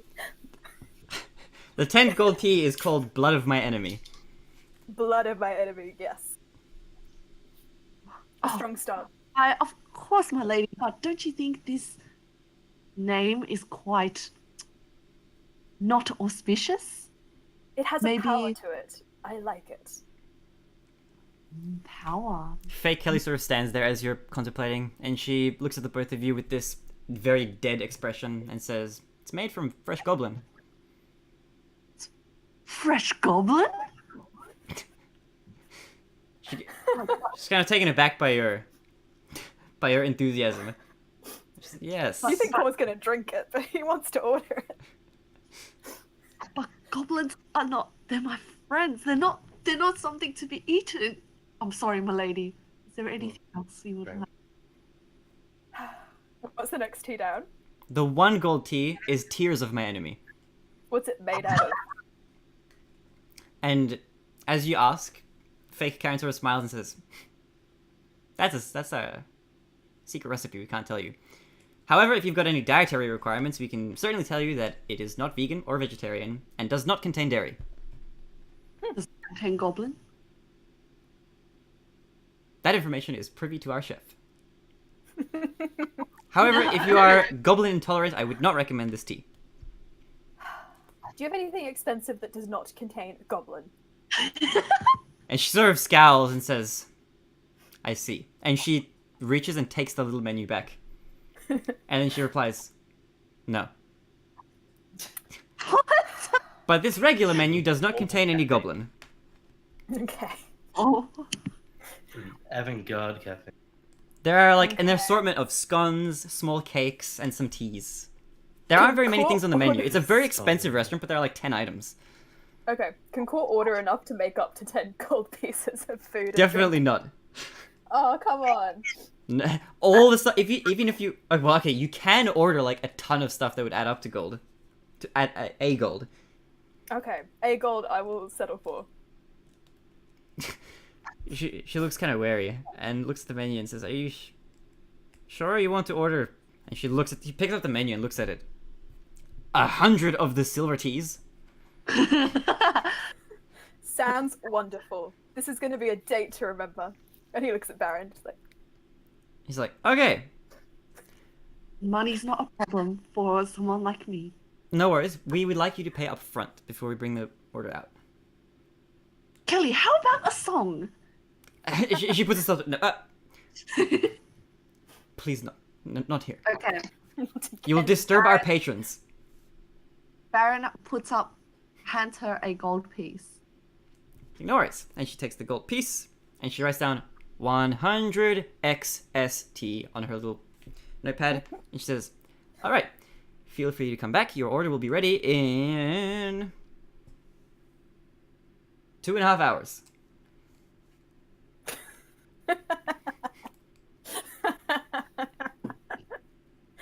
Of course. Thank you, Kelly. Next episode. No worries, Baron. Anything for you. And without even listening to you finish, she walks away with the gold piece in her hand. okay, I'm going to ask Baron, since we have to wait 2.5 hours, do you think you could play me a complete selection of your finest song? Not again. Baron says, "Anything for you, my charming chumpkin." Chumpkin! Core just puts his hand up, pretends to laugh, but he's actually just like... Okay. And then he brings out Veronica. And then tries to another song. Oh, You're his friend. with a 24. Oh, you do well. He decides to play his 2.5 hours worth. 2.5 hours worth. What, you gonna stay here? Alright, cool. Cool, just stay at this cafe for 2.5 hours. It's I fine. thought it would work Oh, for a time no. skip. No, he decides to play the entirety of Les Mis. I can't believe it's session 2 and the price is split. Ah! Okay, it's fine. It's fine. He plays Les Mis on his viol for 2.5 hours. Alright, Okay. cool. You play it amazingly. You do really well. You Yeah. rolled very good. While you're playing for core for 2.5 hours, Karen goes out and is like, she's got different garments on. You see her leave. She's probably going to go pick this stupid flour that this tea is made from. Because they don't have enough in stock. They don't usually service this many people who order like that much tea. So she leaves. In the meanwhile, Ilya, what are you up to? Talking with Jade? Yeah, probably talking with Jade. I assume that at this point Jade might have asked Ilya's name. I'm going to say that Jade would have definitely not asked yet. Okay. Unless you decide to overtly introduce yourself, Jade isn't like typically the one to ask questions about actions he hasn't specifically observed himself. Fair enough. So you guys are kind of there. You're outside the bookstore, and like 15 minutes have passed, and that sign is still there. Also, Yerrick, where are you? Have you come back? Yerrick hasn't come back yet. I'm at the bookstore now, aren't I? Okay, so you've walked out of the juice health shop, where you annoyed the owner and you didn't order anything. You come back. You've gained some insight about goblins. I'm guessing maybe a little bit, maybe not. And you can relay that information if you choose to Ilya and Jade, who are the only two other people here right now. Okay, so what I've learned is potion shop, the juice shop is useless, and the owner's an asshole. But apparently, the goblins live in the woods, so that's something that might be useful. Yeah. In the future. They still aren't open. Do you want me to just open the shop? Yeah, let's just open the shop. I think I'm tired. I just want to read some books. Okay, so Ilya's gonna pop out a very shiny silver mask, put it over his face, kind of put a little hood up, and get some lockpick tools out. Alright, you get some lockpicking tools out. Do you have to roll a check to see if your lockpicking is successful? How does this work? Can we look around first and see if everyone's like standing right in front of the shop also? Yeah, you can look around. Okay, roll a perception check. To stand in front like a block. Okay, so perception first. Yeah, both of you guys can roll perception. Okay. Sweet. To 18. Nice. 22. 18 and 22. Okay, both of you see people walking around. It's the place is kind of busy, like the other cafes. There's one cafe in particular, Ilya, you especially notice this, that seems to just be dead. It's very nice looking, but it doesn't seem like anybody's kind of going near it. All the other stores seem kind of lively. A few people have walked past the bookshop and kind of looked at it and glanced, but haven't really attempted to go in. Aside from that, you haven't seen much. Some people have gone into the juice shop and come out with a little red, with a little clear flask with red liquid in it. Okay. Can I stand behind Jade before I mask up and attempt to be a sneaky? Behind being which direction? Like, what are you hiding from specifically? Because it's like in an open space. Yeah. If you just standing a little bit subtly, trying to, switch from like public Ilya face to let's do some crime face. Yeah, okay, sure. We'll say that like whatever the camera audience view is, you step out of frame behind Jade, and you do your Go-Go Gadget transformation dance. No, say the moon transformation, come on. Yeah, or that. That is really where we're at. So when Ilya steps back out, everybody just sees this like kind of mirror-esque face, and everything else is like cloaked. Okay, a lot more people are looking at you now. Now that you've like got a mirrored face and you're wearing a cloak, people are kind of like, oh, okay. Nobody's really like doing too much. They're just sort of noticing your presence. Yeah. And I would like to do a thieves' tools check on the door. Is that which should be just like, it's a dex check with proficiency if you're proficient in thieves' tool. Okay, sure.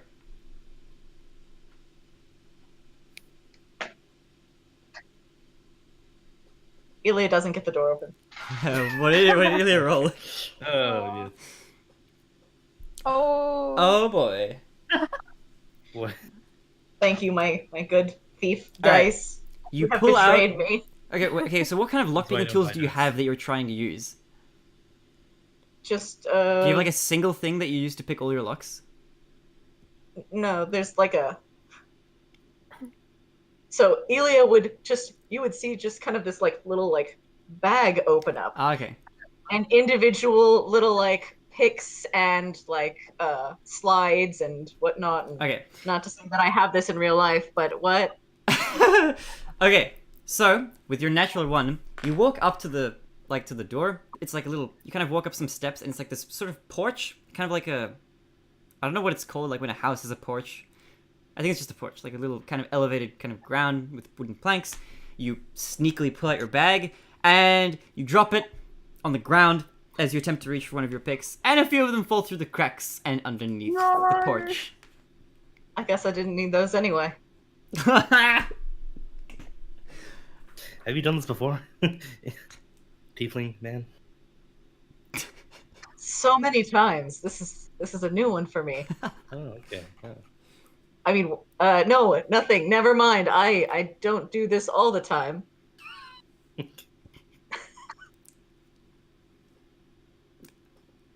You hear nothing from this door. It does have windows.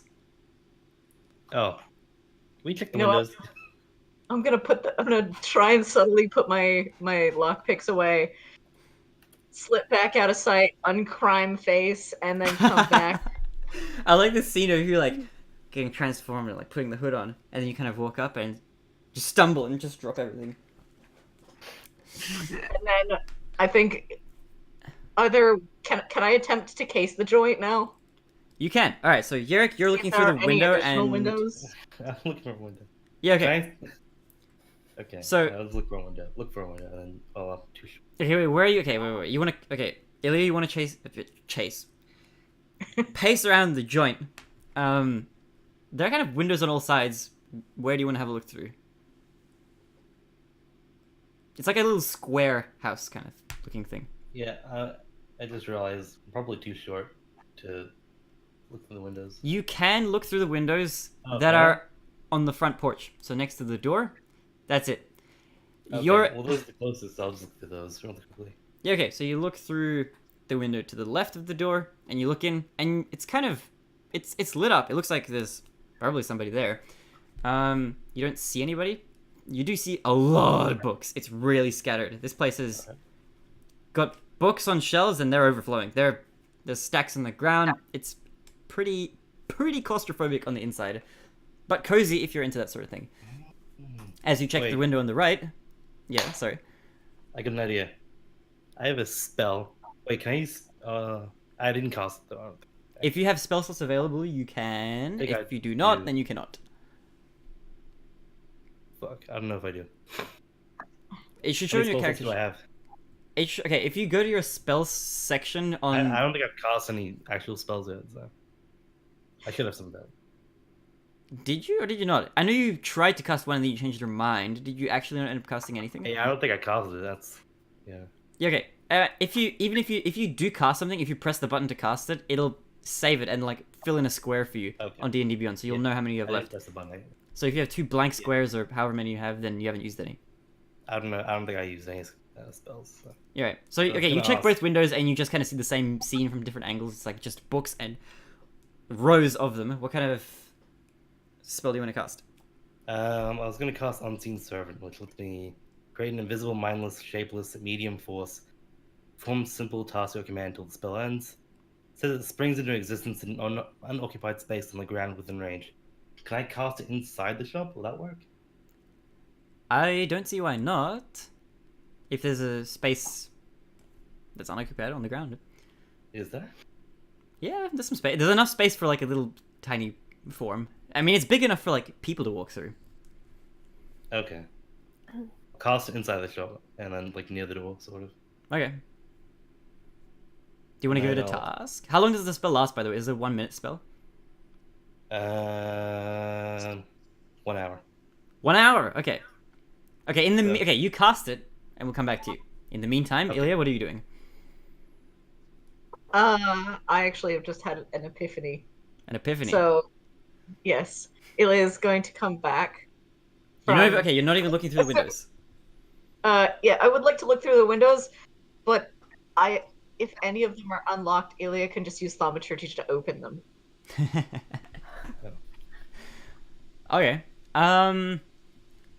All of the windows, aside from the ones at the front, are openable. But which ones are you checking? Have you looked? Have you gone around the joint? Yeah. Do you want me to do a perception check? Nah, it's okay. You can. I'm gonna say that you can see all the windows. They're not like hidden. If you're all one, I'm not gonna be like you don't know if there's a window or not. There are 2 on the sides, on each side, and then there's 1 window at the very back.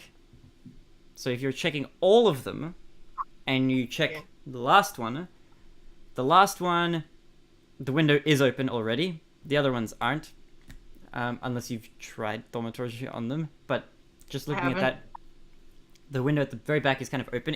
They're the windows that open kind of out like this. They're not like slidey windows. They go like if you crank them from the inside. This is a separate room that you can see into that looks like it's cut off from the store. There's no door or anything, so it's not closed, or there's no door closed, so you can see into the shop through this room. In this room, there's a desk and a chair, and on the desk, there's a short, thin, tabaxi figure curled up on the desk, not on the chair, sleeping. I like this kid's style. So, you see that. Is there anything you'd like to do? Can I attempt to sneak in the window that's open? Yes. It's kind of high up, but you can walk up walls, so it's not an issue for you. I want you to roll a stealth check, because you're trying to be sneaky. I am trying to be sneaky. And that's alright. That's a 24? 24? You're slick, you're smooth, you don't make a noise. There's like a little bit of shuffling, but unless you were awake and listening for the sounds specifically, you wouldn't notice. Let alone being asleep. Tabaxi's snoring. He can't.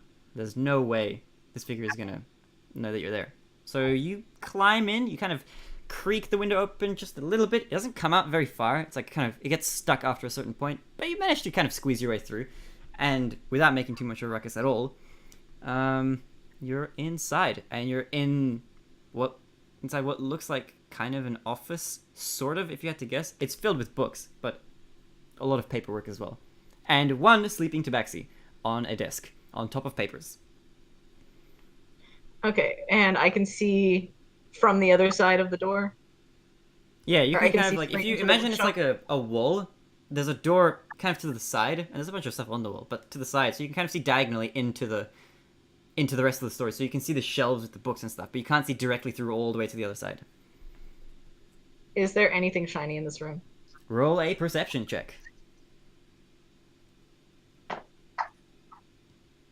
Okay. 19? 19? As you kind of look around, there aren't any like gems or gold or jewelry or any of that kind of stuff. There are a set of keys on the desk which are a little bit shiny. And the sleeping tabaxi does have his paw on top of the ring of keys. Aside from that, since you rolled so high, some of the books that are kind of not on the desk but on the shelves inside this room, some of them do have like a little gold trimming. It's pretty common to all the books in the store. So it's not anything super special, but you do notice it if you're looking out for shiny things specifically. I want those keys so bad. Deal or no deal? Okay, while you're there kind of like looking at the keys, Yarrick, what are you doing? I assign my medium a task to open the door. Or attempt to open the door. How do you want it to attempt to do it? It's like up to the medium, I think, isn't it? Yeah, but it's like under your control, so do you want it to try... Well, I guess if you just give it the task of trying to open the door, then it's going to try and grab the... How big is this medium, by the way? Is this something that can jump? Can it fly? Invisible, mindless, shapeless, medium force. Says server can perform simple tasks that a human servant could do, such as fetching, cleaning, mending, folding, lighting, serving. So. Yeah, okay. So it tries to open the door with the handle, because this store, for whatever reason, has a handle on the inside despite having a doorknob on the outside. And trying to open it doesn't really work. It's just kind of stuck, and it makes like a clicking sound as it tries to open, and it kind of tries over and over. And Ilya, you can hear this kind of coming from the other side, as if somebody's doing something inside of the store. I would like to silently run to unlock the door before it wakens the person who is in the room with me. All right, so you power walk, shuffle very quietly. Since you roll such a good stealth, I'm gonna say it's fine. You power walk all the way through to the front of the store. If Yerrick is looking through the window watching his servant, he can see you there. And you see this you see this thing trying to open the door, like by opening the handle. If you're trying to unlock it specifically, how are you trying to do that? Turn the assumably there's like a deadbolt, maybe. If you're just trying to turn, if you look at the, actually roll a perception check. Well, nah, you don't need to roll a perception check for this. If you look at the handle, you can tell very clearly this is like a little keyhole in the bit where it attaches to the door. It doesn't appear to be anything else interesting about the doorknob itself, aside from the fact that this mindless, faceless, shapeless being is trying to open it. Okay, I'm gonna kind of wave through the window to try and get the unseen Yerrick to stop whatever this magic he's doing is. All right, I tell the servant to stop then. All right, you dispel the magic. Then I'm going to run back, or I'm going to creep back, not run back, and grab those keys, which I very much want anyways. All right, I want you to roll a sleight of hand check, which you don't need to. I would normally make you do it with disadvantage, but because you rolled really well earlier, I'm going to give you normal rolls in this. Okay. Now does a... Oh, shoot. Oh, okay, sorry, not quite as good. How does an 18 look? I'm going to say that you're successful. You take your hand and you really carefully tug on the key. And as you do, the tabaxi starts stirring a bit, and you sort of stop. He kind of looks like maybe he's having a bad dream. You can't really tell. So you kind of keep pulling, and his hand comes kind of with it, his paw. And as you pull it, he kind of grips it a bit more, and you pull, and his paw is kind of coming with the key a bit. He's holding onto the ring. He isn't waking up. Can I just like... And at this point, you've pulled it so far that it's off the table, it's in your hand, and you've got it with you. I was gonna say, like, Ilya would take the extra about like little bit of time to just kind of work it out real slow and. Okay. So you like okay, you do that. You pull out one toe, the other, another, and the final digit, and it just barely works. Don't wake him up, and you've got the keys, which you're holding in such a way to make sure they don't make a jingling sound. His arm kind of like falls, and then he kind of picks his arm back up and he gives it a lick, and then he kind of curls up a bit more on the table. Can I use just a little bit of thaumaturgy to kind of like, just kind of put out like into the tabaxi's ear a little bit of white noise, keep him sleeping. Yes. Because it can produce like whispers Yeah. or something. So just kind of like a just like soft, sound. Okay. Yeah, like pleasant noises. Okay. As you start doing that, he starts stirring again. He was peaceful before, but now he looks like he was kind of frowning, and then he's like his face returns to neutral, and then he frowns harder, and he kind of like shuffles his head a bit, and then he shuffles a bit more, and he keeps shuffling for a little bit. Ilya is going to scooch very, very quietly away with the keys. All right. Scooching away, making your way through the bookstore. There are a lot of books everywhere. Gotta be careful. Not looking at the books. Okay. Just making sure you're making your way through, looking at the ground, and you've made it all the way to the door, and you have the keys with you. I'm gonna unlock the door, and then I'm going to leave it open, and I'm gonna leave with the keys. Alright, you open the door. Yerrick sees you there. He's happy to see you. I'm presuming that you've now opened the door. And you leave the store. Yep, pocket the keys. Alright, you've pocketed the keys, you've left. Eric, how are you doing? I'm going to the store. Alright, you're going to the store. Now you looks like traitor. Alright. So you walk into the store, and... Why the Quinny, no! traitor? Baron! Oh, he's back. Alright, you walk into the store, and as you walk in, I want you to make a stealth check. Okay. Actually, wait a minute. Nah, you don't know this guy's sleeping. You don't know what just happened, actually. You have no idea. Nope. Ilya didn't tell you anything. Alright, you walk into the store. What are you doing? Keeping in mind that you're acting as if everything's fine. Nobody's sleeping in the store, to your knowledge. What would you like to do? Make a perception check, I guess. Alright, roll perception for me. As you roll, the sound of the dice wakes the... No, okay. I rolled an 11. You're rolling an 11. It is a bookstore. You can see a lot of books. Books everywhere. Books on the ground, books in the shelves. It's pretty nice for an avid reader, and you have been in the past, during your studies and your time in the past. You do like the aesthetic of the store. A lot of books. You like the books. Alright. I'm presuming. Maybe you don't. Maybe you're over it. Maybe you've read too much. Are the books like all over the ground, right? Yeah, they're all over the ground. But you're not Not really paying, with that perception, you're not paying that much attention to the books on the ground. You're more so admiring all the books on the shelves. Alright, I go to the books on the shelves. Okay. You can, I mean, is there anywhere specific you want to go, or just wherever? I don't know. Is there anything that like indicates like any sort of categorization or anything? The bookstore, or is it everything just like sort of random? You can't see any signs anywhere, if that's what you're thinking about. So, you can kind of look around. There seem to be some sticky notes here and there are some notes on the floor, which you kind of sort of noticed. I'll just go to. I'm not exactly sure how the store is set up. Well, you can go there's like some. If you look to your side, you can kind of see that there are a lot of very similar looking books to one side of the store. To your, let's say that's to your right. Facing forward from the door, you've got a few different aisles, and they kind of look a bit more jumbled. To your very left are very colorful books, like very colorful. They're very pretty, and there's a lot of them.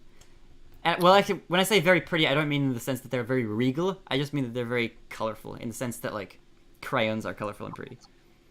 Can I like glance at like the books on my left, the colorful books? Can I like read any of them? Or... Yeah, sure. Okay, you walk over, and as you walk over, you're walking over a few piles of books. There are some very hard books to traverse. So I want you to roll an acrobatics check. 20. Natural 20? Oh, you weave your way through. You're not making a sound. You're fine. You haven't touched. All these books are they're just a fun challenge. You've been looking for something like this. All right, you walk over and you have a look at the shelf full of these colorful books. Is there anything specific you want to check out, or do you want to just pull out a book at random? I'll just sort of. Are they like? The covers are facing me. Can I sort of? No, the spines are facing you. Oh, the spines. I'll just pull one out at random. All right, you pull one out at random, and it looks like a kid's book, basically, from what you can tell. You pulled out a very lime green book from its spine. You pull it out, and it's got these. It looked pretty from the cover. It was just a nice lime green, but as you pull it out, it's got this horrendous mix of yellow, pink, and purple, and lime green, and they're all very saturated. It looks like maybe a wannabe author published this book as their first sort of book. Seems like a kid's book. It's called The Little Princess. Aww. I put it back into the shelf and pick another in like a totally different area of the shelf. Alright, as you try to put it back in, it seems like the hole where you pulled it out of is closed. I just put it in a random place. Where would you like to put it? Anywhere. You've got the top of the bookshelf if you want to reach that high. For you, it's very hard. You might have to throw it. Is there any space anywhere in the bookshelf? Oh, there's very little space. It's crammed. That's why there's books everywhere on the ground, you'd presume. Alright, I'll just place it very lightly on the ground. Alright. There are some piles. You want to place it on top of the pile, or do you want to place it like directly on the floor where there's nothing, where people walk through? Place it on a pile. Alright, But there's a I'll let you very know tall if pile to your right, and a slightly less tall pile to your left. the small one, so it doesn't, I'm not playing Jenga, Alright. You place it on the small one, and it starts to tilt. Uh-oh. And it looks fine. It's alright, it's just tilting, but it's kind of wobbling. Just from that one book being placed on it. Right. What else would you like to do while you're here? Can I look at another book? Sure. Do you want to stay in this section? I'll look at, same area, but, totally different area of the bookshelf. Alright. As you turn around, the pile of books falls, and you hear a bang and a thud coming from somewhere back in the store. And you hear a voice, "Ah! My keys!" And at this point, you Hey, how's it realize going? there's somebody else in the store. He storms out. This is a small tabaxi. Very short, kind of older looking gentleman. Aw. He comes out and he looks frizzled, like he's just woken up. And he stares right at you. And he looks at you with this glare. And he says, Hi. "My keys!" And he starts running at you. I just got confused. Roll initiative. Roll. No, Please. I mean, if you want to engage battle, that would be. I'm okay. I think. You could probably take down this old man if you really wanted to, but that would be kind of brutal.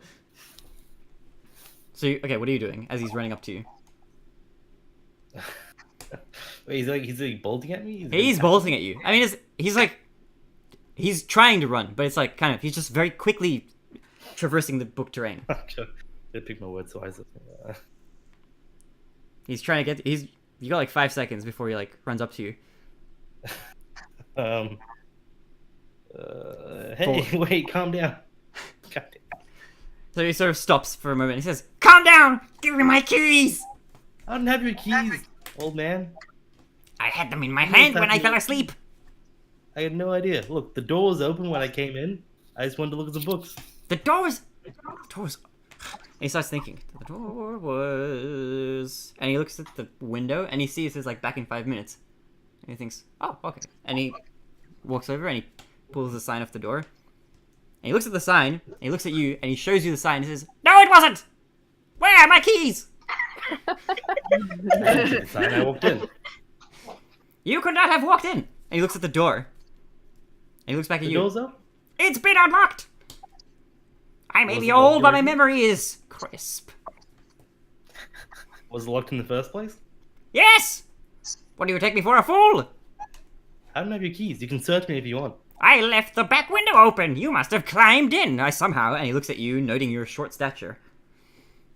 You think I could climb into that window? "Well, maybe. You might be an athletic. Gnome? You look a different looking gnome than I'm used to seeing. Very dark. Very tan. Uh-huh. What is it you want?" I am a researcher from a far land. I am interested in books about this island. "Oh, wow, okay, cool, wow, books about the sound. Research me this, researcher, where are my keys?" I don't know. "If you did not take them, who That's did? not my problem. How are you in this door? Why is the door open? Somebody opened it. That's not my problem, old man, alright? I need some books. I give you no books until I get my keys." I Be can't gone! give you the keys. He turns around and he almost trips over the books as he starts walking back. "I want beer, I need to clean up this place. We've got too many." Alright, so I'm forced outside now. You're not forced outside. He's just turned around and he's walking kind of back. You can try and talk to him if you like. "Be gone!" He turns around as he hears you umming. And he kind of, he turns around and he looks back at you and says, "Listen here, Mr. Researcher. I'm sorry, pardon." He kind of comes down. "Pardon my rudeness. I am. You can call me Love." And he immediately goes back to his previous demeanor. "What do they call you, researcher?" My name is Yerrick. All Yerrick right. Gimlin. "All right, Professor Gimlin. Find me my keys, and I will give you How the did I- secrets that you desire. Here in Love's bookstore." Look, I don't have your keys, but I can try find them for you. In exchange for some information. Sure, please do. Bring me my keys and we can talk. No. I want the information first. That's not how it works, see? I had my keys when I fell asleep and now I don't. I don't need to give you your That's pesky information, not my Mr. problem. Researcher. Look, I'm doing this out of my own volition, okay? I don't need to be here. Yes, you don't. Be gone. Alright, your keys. Fuck it. What does it matter? You Exit don't the have store. them anyway. Apparently. I can find them. What if I told you I can find them? What if? Bring me my What keys if? and we will talk about information. Guys. Now get! And he turns around. Alright. Alright. I'll just... Some time has passed in the home of tea, or whatever I called this place. Yes. Song are we up to now? It's a Wow. And the, 2 hour. Do you hear the people sing? you're still singing. Nobody's approached the store. You haven't seen anybody. You've been sitting there for a while. 2 hours have definitely not passed. It's maybe been 45 minutes at this point. Oh. Was she kidding with the time? You do see that Nobody Kelly... actually, no, you guys are not in a position in the store to see. In the meantime, about 45 minutes in, Kelly enters the store. Her name isn't actually Kelly, but like, let's just call her that. Kelly enters the store, Fake Kelly. and Not she comes Kelly. back up to you, and she walks over to your table, and she kind of like knocks on the side as Baron is attempting to serenade his new mistress. Kelly! My name isn't Kelly. Not Kelly! We don't. Okay, I have some bad news for you. I can't make 100 of this tea. I have Nonsense. Baron. I've 45 picked minutes. Baron. No, listen. We've been through this too many times. Of course Right? that's You have correct. never made me go out and pick this many teas. We have so much on hand, and you make me go out and pick leaves for this tea. I was looking tell you now. forward to my 100 cups of tea. Okay, here's the deal. I can make you 26 cups. I have picked every leaf in my little plant garden. I had to plant more seeds. It's barren right now. This is terrible service. I can't believe this. I'm sorry, my lady. Okay, Kelly. I'll let you off this time. Am I really Baron? Please. My name isn't Kelly. Kelly, darling, just because you rejected me once doesn't mean you can be like this to me. She points to her name tag. It says Marble. It's not Kelly. Who's Kelly?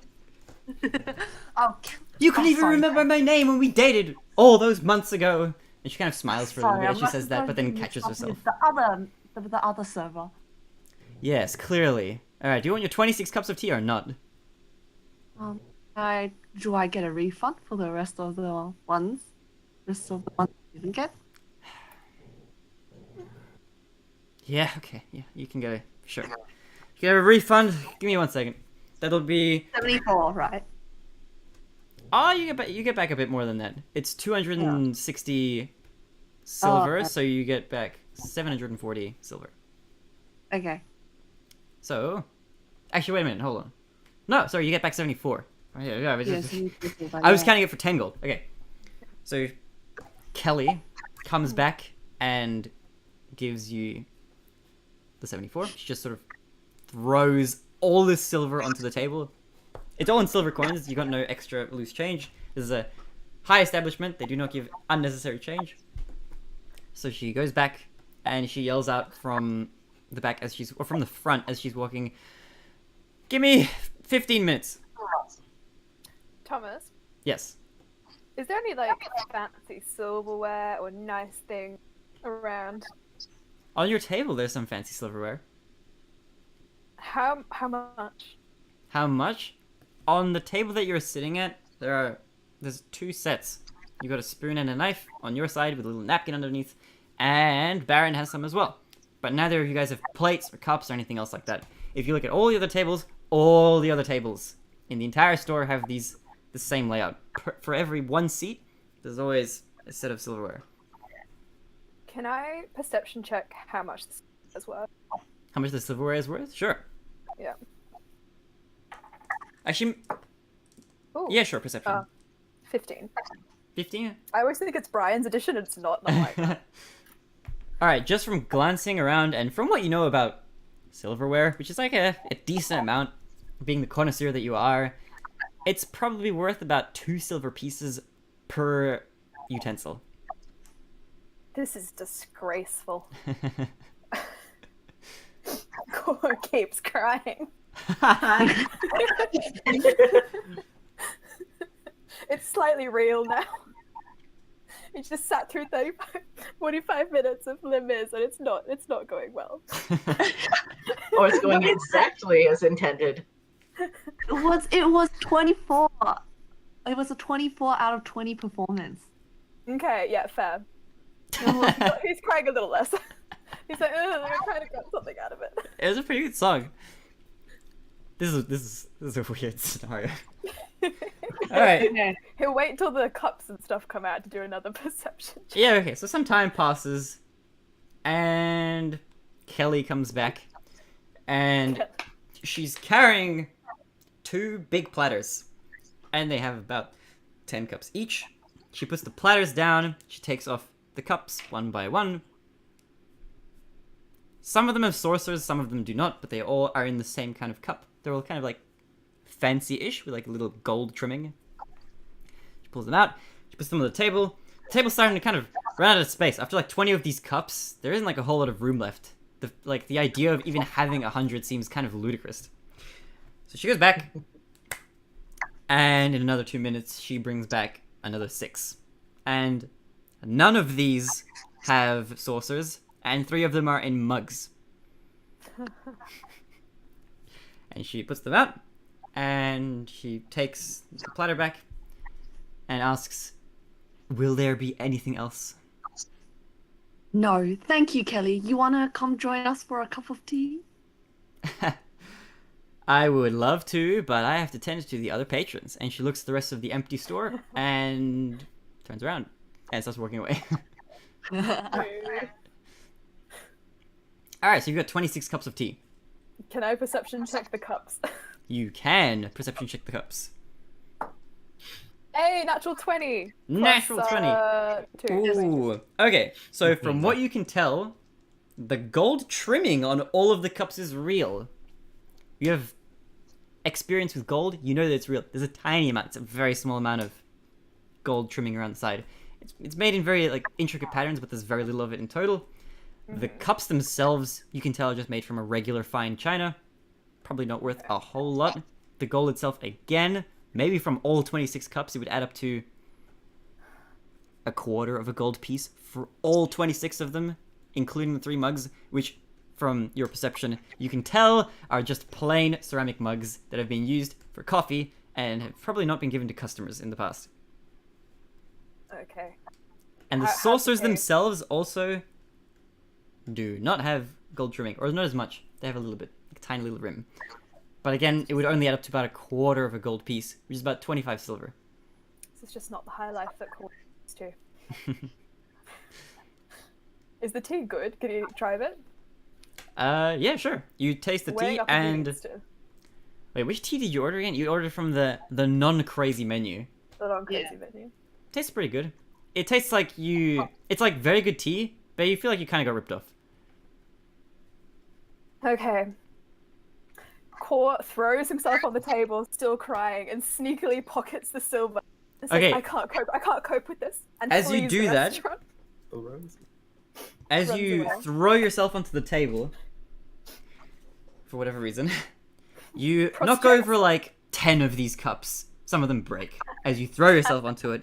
And from the scalding heat, I'm gonna need you to take 1d4 of damage from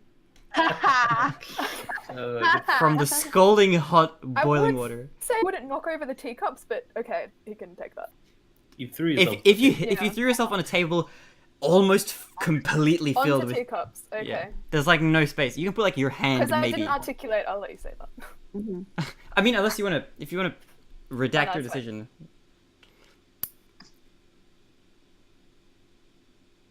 I'll take it. Yeah. Okay. But I want you to roll it. Oh, the D4? Yeah, because you're the one doing the smashing. The tea itself is a passive object. That's So make it the fun. 2? Okay, not too bad. It hurts. You can feel it. It's pretty. Okay. Ooh, it's just like, oh. Yep, and I'm gonna run. Alright, you're half covered in tea, you're running out of the store. As Kelly's. soon as I get a chance, gonna change back. I'm so over this. It's not going the way I planned. Really confused and sees the lady run out. And then he was like, well, that was a very, very strange date, but I've been on worse ones before. I'm gonna say Baron as well, as this mystery woman runs out of the store. You can't see her, you can't see Kelly, but she's sitting around the corner at a table near the front desk, and she's just drinking some coffee. And as she sees the woman covered in tea, crying and running out, she just laughs to herself. Like, Baron, you never change. You hear the laughter. Then he was very confused and he was like, oh yeah, I think I was supposed to go back to the bookstore to talk to Liv. Alright, so I'm guessing you leave? Yeah, I leave. Alright, you paid in advance, so it's all good. You guys leave, you all reconvene. I'm gonna change back to the other form. Alright. No idea when the mysterious elf form is on. I'm gonna say you're still covered in some tea, and you look distraught. Which is gonna be weird for Baron, because he doesn't know where you've been. Alright. A bit dark. Well, no, I press digitation, so I can... Oh, okay, yeah, fair enough. Okay, you prestidigitate yourself. Okay. Is that a spell slot or is that a cantrip? That's a cantrip. It's a cantrip. Nice. Okay. So you guys reconvene. You kind of all see each other, and I'm guessing you reconvene unless you don't want to, unless somebody wants to run away. Where's Ilya? At this point. Ilya is sitting next to Jade, painting some rocks. Next to the store? Riverstones. Yeah. Okay. And at this point, Yerrick would have walked out of the store as well after having been yelled at by Love. Mm-hmm. I don't remember if I actually saw Ilya pocket the keys or not. Pocket the keys? I don't think... Well, like, I saw the keys at all. I don't think you would have. Yeah, okay. But you know that Ilya unlocked the door. Not true. That's very apparent from the fact that it was locked, and then Ilya was there, and then there was a sound, and the door was no longer locked, and Ilya ran out. Do I see where they are at the moment? Ilya. It's like regroup with them. Yeah, okay. You're all kind of regrouping around the front of the store, and a couple of hours have passed. It's sort of mid-afternoon now.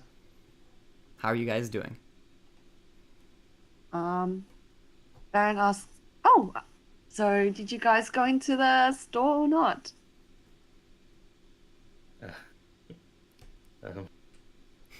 Ilya just grins and keeps painting his rocks. Yeah, we unlocked the door and I went in. But then you started screaming about some keys were missing. I don't know. It's weird. I don't think we should go back in. Typical Love. He's always been a strange one, always talking to the voices inside his head. Don't worry. Well, I've got it. maybe you might want to talk to him then instead. Seem to know each other. Okay. By the way, guys, have you seen this really beautiful elf lady go past me? She was very strange, and I don't think I've ever seen such a beautiful organism ever. Cole's just sitting on Jade's shoulder like, no. Give me an hour and I can give you an approximation. I remember seeing it with you. Okay, anyway, Baron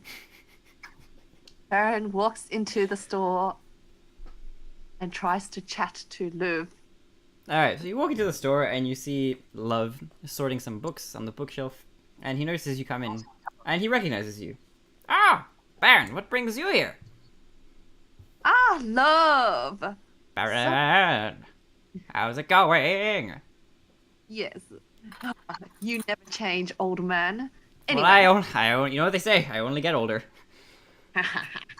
Anyway, I was going to ask for some information.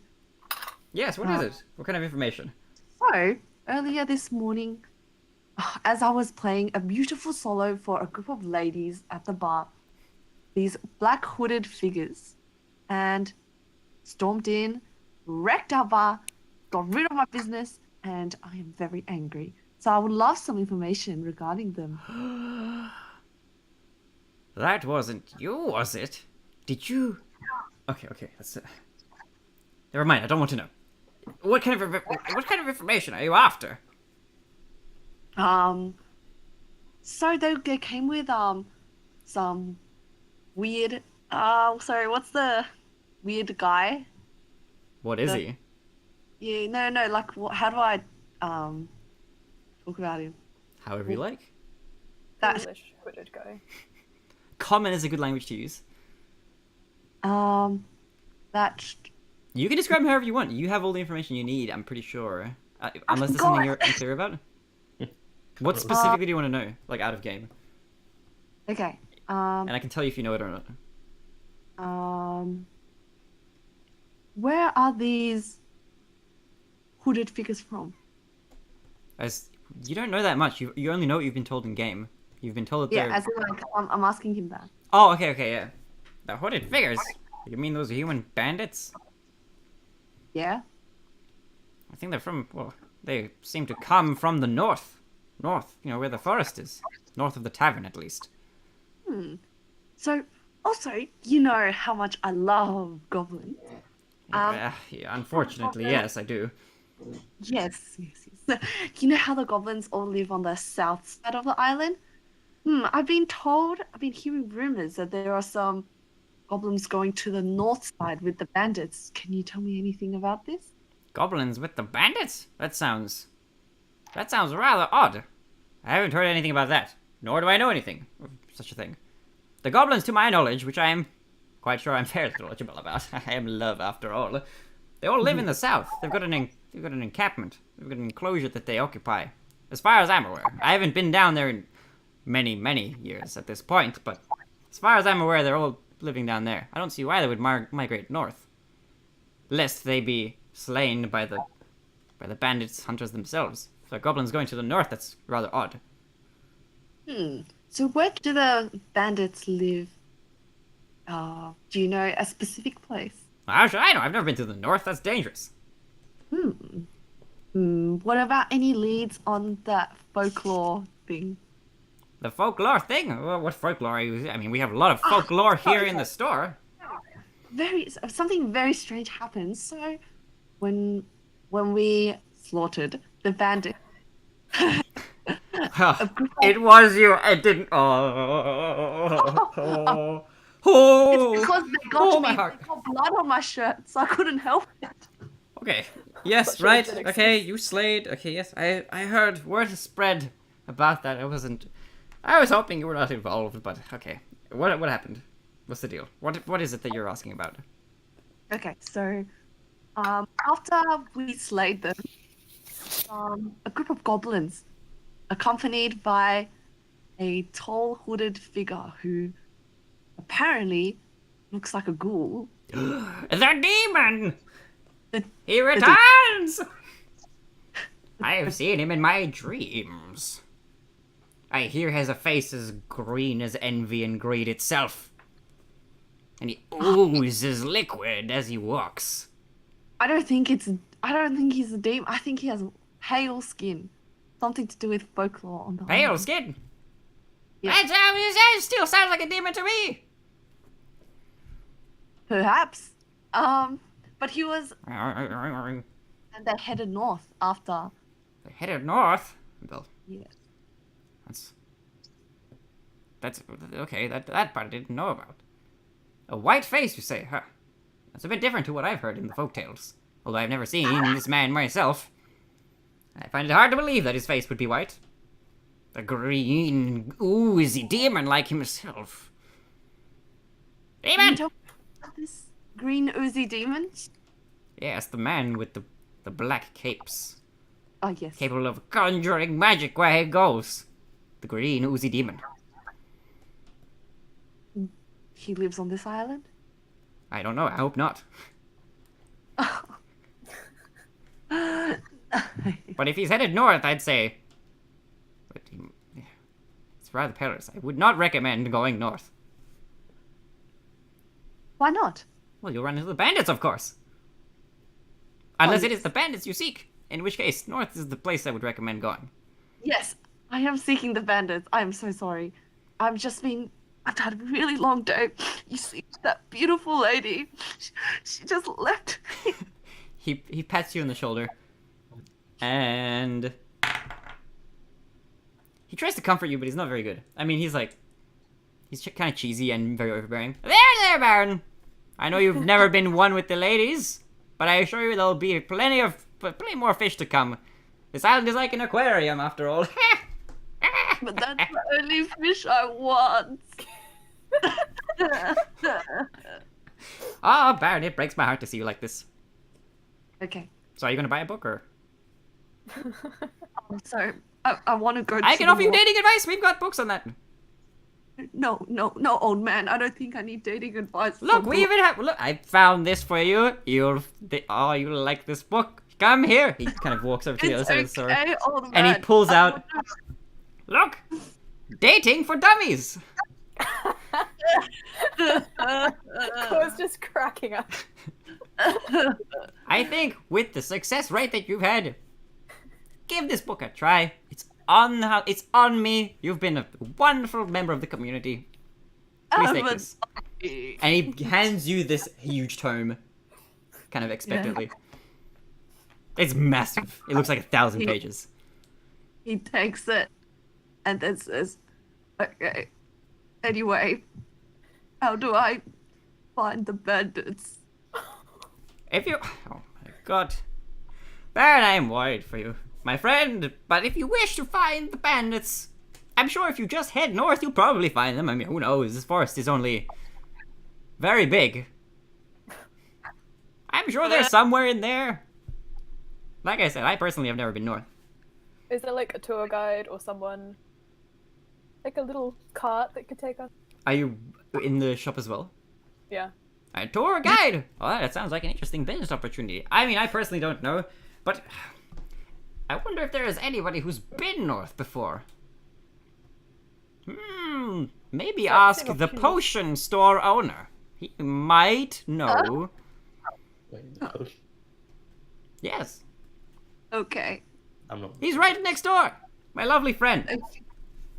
Okay, I'll ask him. Please do. Come again. Yes. Goodbye. And leave. Oh, wait! Hold on a minute. Wait, before you go. Have you seen my keys? I've lost them. No, they were stolen. I know it. I had them in my hand. I was dreaming about the keys. I dreamt that I was falling into a chasm. And I fell. Finger by finger. I've dropped in. I had such a strong grip. I don't know what happened. Have we checked the floor under things? Say again. Have you checked the floor? The floor. I would double check that. Inside. Yeah, you look like the kind of guy who would drop things a lot. Okay, I'll go have a look. Maybe that might be legitimate. Maybe it wasn't stolen. Stolen by the hands of fate. I'll be back. It's very dramatic. He turns around. And we all leave. All right, you guys leave and you reconvene outside. You've got a. Hey, how'd it go? You see that Baron has a massive book that he's carrying with him. It's very big. It's huge. Dating for dummies. This Oh, is dating for dummies. I've read this one. this is the Bible of dating. It was alright. Alright, let's go to the potion house. Oh, Baron, are you okay? You don't look so good. What happened? Shut up, little pixie. Core's just laughing. Alright, so if you guys don't want to go, you can enter the store. Yerg, are you coming with? What store is this? He said there's a store next door. There's a shop either side of this bookshop. Okay. Well, a what? shop. There is, as I said before, there is one shop to the left with a little sign that says health juices. And it's got a little picture of a flask. I don't know if I called it health juices. Something like that. And it's got a little flask on the side of the sign. Yerrick is the only one who's been in there. To the other side is a much bigger red like house shop kind of looking thing, and it has a bird, like a pigeon, on the sign. And as you're looking at the two shops, you do see a very, very, very, very fast blip in the sky approaching. Take cover. Yeah. Alright, you I can want to take go cover. back into the bookshop, I guess, the closest thing. Yeah. Alright, you go back into the bookshop. And Hi, Love Jay. turns around. Where did you find my keys? Yeah, I found them. Hold on. There's something approaching really, really fast. Really fast? What? Outside? I don't know, but it's gonna hit us, I think. Oh, that sounds fun! And he walks and like pushes you aside. Oh, let me see! Oh. I've God. lived too long. It's my time. Hello, sweet death. And he looks up to the sky. And he sort of looks up at the sky and he sees this like little. It looks tiny. It's like a seed almost from like far away, and he's seeing it approach. And he kind of looks kind of shocked, but not in a very negative way. And he turns around and he looks at you and he says, "Oh, a messenger pigeon! We haven't had one of those in years." Oh, okay. I thought it was like a meteorite. A what? A meteorite? Never heard of one of those. Never mind. Anyway. Did you find my keys? No, but I mean, I'm trying really hard to find them. I can't go to sleep. I can't lock the door. I really need to close that window. But then it gets stuffy. It's a lose-lose situation. I'm sorry. I'll leave you to it. Come back when you find my keys! Please. Bye. He turns around and he goes back to like kind of looking through books. He looks like he's looking for something. If you guys actually roll a perception check. Somebody or everybody roll a perception check. Woo! Fun. Perception checks for everyone. Rolling stuff. Yay. Ooh, that's fun. Lol. 4. 18. Oh, you got 4 as well. And Baron. 10. 10. That's the second 4 I've gotten today. Illy's the only one who really notices that the messenger pigeon approaches pretty quick and then kind of slows down to a normal pace as it approaches the red building, and it kind of goes into like a chimney chute type thing. And you can kind of see that from the window. It's the stores aren't perfectly next to each other. You can kind of look out the window and see this happen. Can I So- shoot the pigeon before it goes into the chimney? Say again. Can I shoot the pigeon? Like, take We can't- aim? With a 4 can't see perception, there's anything. no way you would have seen it. Yeah, true. The short people are just too small. They can't. Did I see something initially? Didn't he point it out? You did, but then you didn't really look at it the second time around. Okay. Alright, so, what are you guys up to? Can Elia basically give finished smiley face rock to Jade? Oh. Yes. Jay picks it and he like kind of looks at it with this stone-faced look. I love that joke. I'm sorry. Haha. Wait, before Jay takes it, can I perception check to make sure it's not dangerous? Yeah. I want to protect Jay. Oh, it's a 13. 13. Is it dangerous? It's literally a river stone that has like an emoji painted on it. That's it. Okay, he's just like looking at it real close and looking at you, and then. Okay, I can give it back to Jade. Jade kind of like does a Jade thing and puts it away. All right. Elia just does an innocent smile. Core's looking at Ilya just like. I wish Emma was here. Yeah. So you guys reconvene. You guys walk out of the. I mean, unless there's anything else you want to do in the bookshop, you have 2 points of interest. Well, you have many points of interest, but like your immediate surroundings, you've got the health shop, and you've got this messenger pigeon that only Ilya really inspected. Yeah. So, what do you guys want to do? So, the shop next door is actually a juice shop, so it's nothing to do with potions. So, the one on the other side must be the potion shop, right? That he was referring to. I don't know which one the potion shop is. Say again. Does Baron know which one the potion shop is?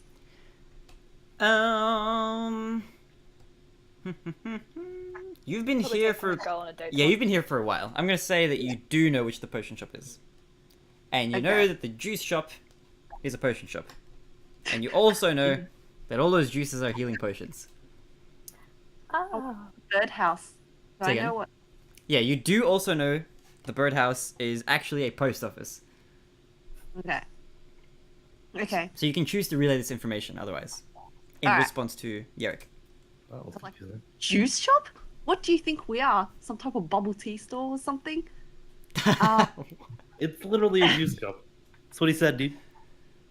It's a potion shop, you little Frodo thing. Don't call me Frodo, please. Sam. Sam is the MVP of Lord of the Rings. Sam is great, dude. Swear on Sam's name. I don't When know he's that. like trudging through the waters and he's like, I'm coming with you. I was like, oh. Oh, coming with you, Mr. Frodo. No. So then Baron just walks towards the potion shop and said, "This is the potion shop." He It's said, literally called Tommy's Healthy Juices, right? Tom's Healthy Juices. Oh, actually, this is Tom's Healthy Juices. I forgot what his voice was. Oh my god, they all sound they're all too exaggerated. They're all old and. Tom's Healthy Juices.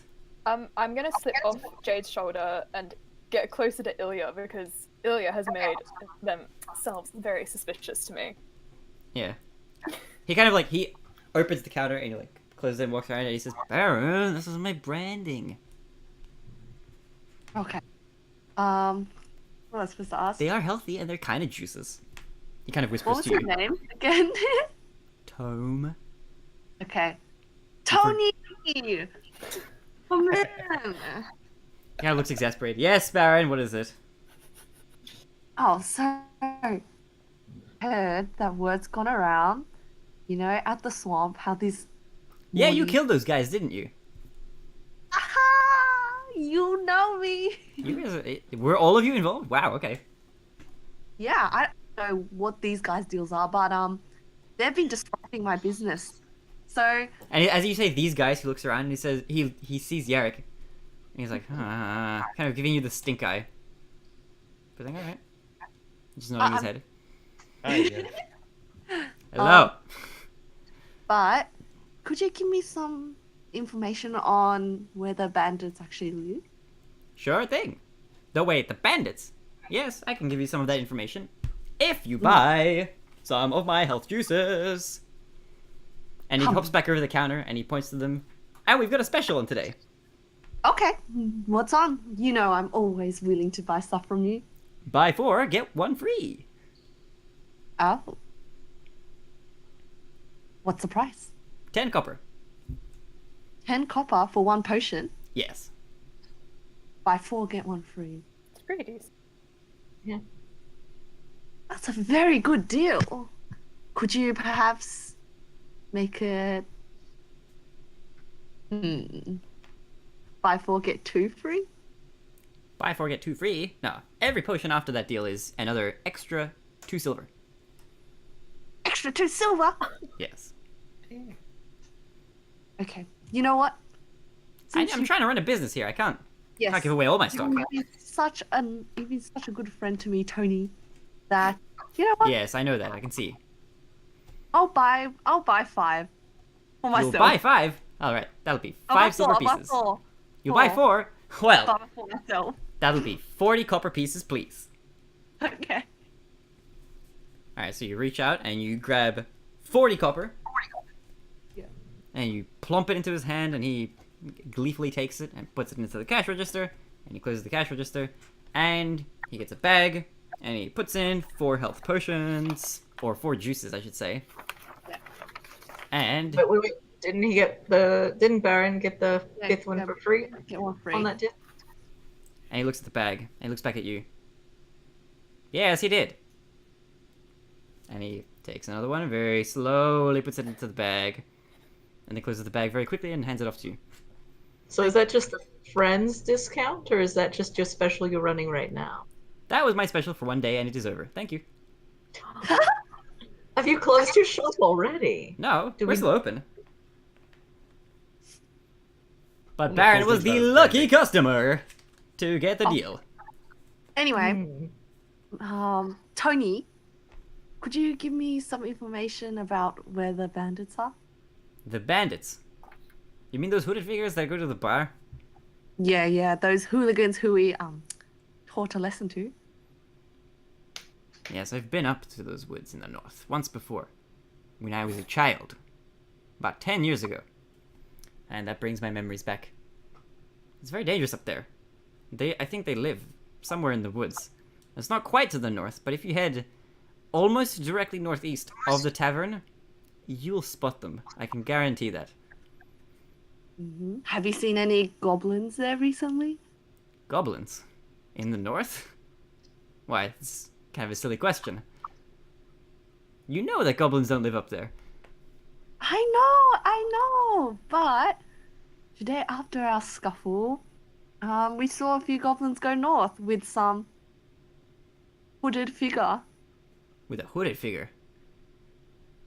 Yes. Hmm. Mm-hmm. Blue face? God, help. I don't know. Yeah, we know of the blue-faced, red-nosed figure. Did had you see pale him? face. Pale face? Pale-faced. Was he Pale, short? ghastly looking, bloaty. Ghastly and Ring a bell. floaty. Describe him in full to me. What did he look like, this figure? Floating, ghastly looking, pale, corpish sort of figure. Very Huh. black too. That vaguely sounds like the boogeyman of the East. But his face is blue. Or so I've been told. I've only read about it in newspaper. In the tabloids, at least. Okay. Are you seeking out the boogeyman of the East? Yeah. He apparently Yeah, collects any- noses. I'm not so sure. That's a dangerous, perilous journey. Does it collect bodies as well, or just Bodies. I mean, the nose is an essential part of the body. Why? What did you see? How did this interaction? Okay? Whew, let me get this straight. You interacted with this man?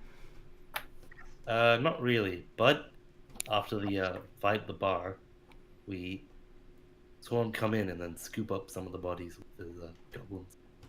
Ooh, okay, that sounds eerie. I haven't heard anything about that. As far as I know, the boogeyman of the East is a fictional character of folklore. Recent, albeit, but rumors have gone around. I assumed it until now that it was just a fun tale that people told each other. Fine time to stop believing in ghost stories, I think. Maybe. Either way, I don't know much about this figure, specifically. Other than he lives in the East. Or so I've heard from the tales. As far as the bandits are concerned, you'll probably find them northeast of the tavern. Although you may want to bring a compass with you, unless you know your directions well. So, unless he takes like a massive detour, I don't think this is the guy we're talking about. Right? The boogeyman? I was just like talking to the group. Oh, okay. Unless he can change his face. Yeah. But I mean, if he was going north, he wouldn't be able to be man of the east, would he? Everyone seems to be going north, don't they? No.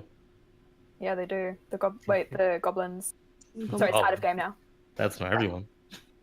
That's everyone we're looking for, though. Oh, sure. Okay. Yeah. Yes, okay, so far the information you've gotten, you know that the dark figure, the powerful dark figure, went off somewhere into the north, kind of in the same direction as the bandits are supposedly from, although you personally haven't seen them come or leave, as far as you've been told. Nobody else really knows anything about there being goblins in the north, although you very clearly do remember those two goblins going with the guy, northernly, in the same direction that the bandits are probably from, And supposedly. apparently goblins don't go north. Yeah. As far as you know, your corroborated research has led you to believe that goblins probably live in the south, or at least some are more convinced than others. Yeah. Mm-hmm.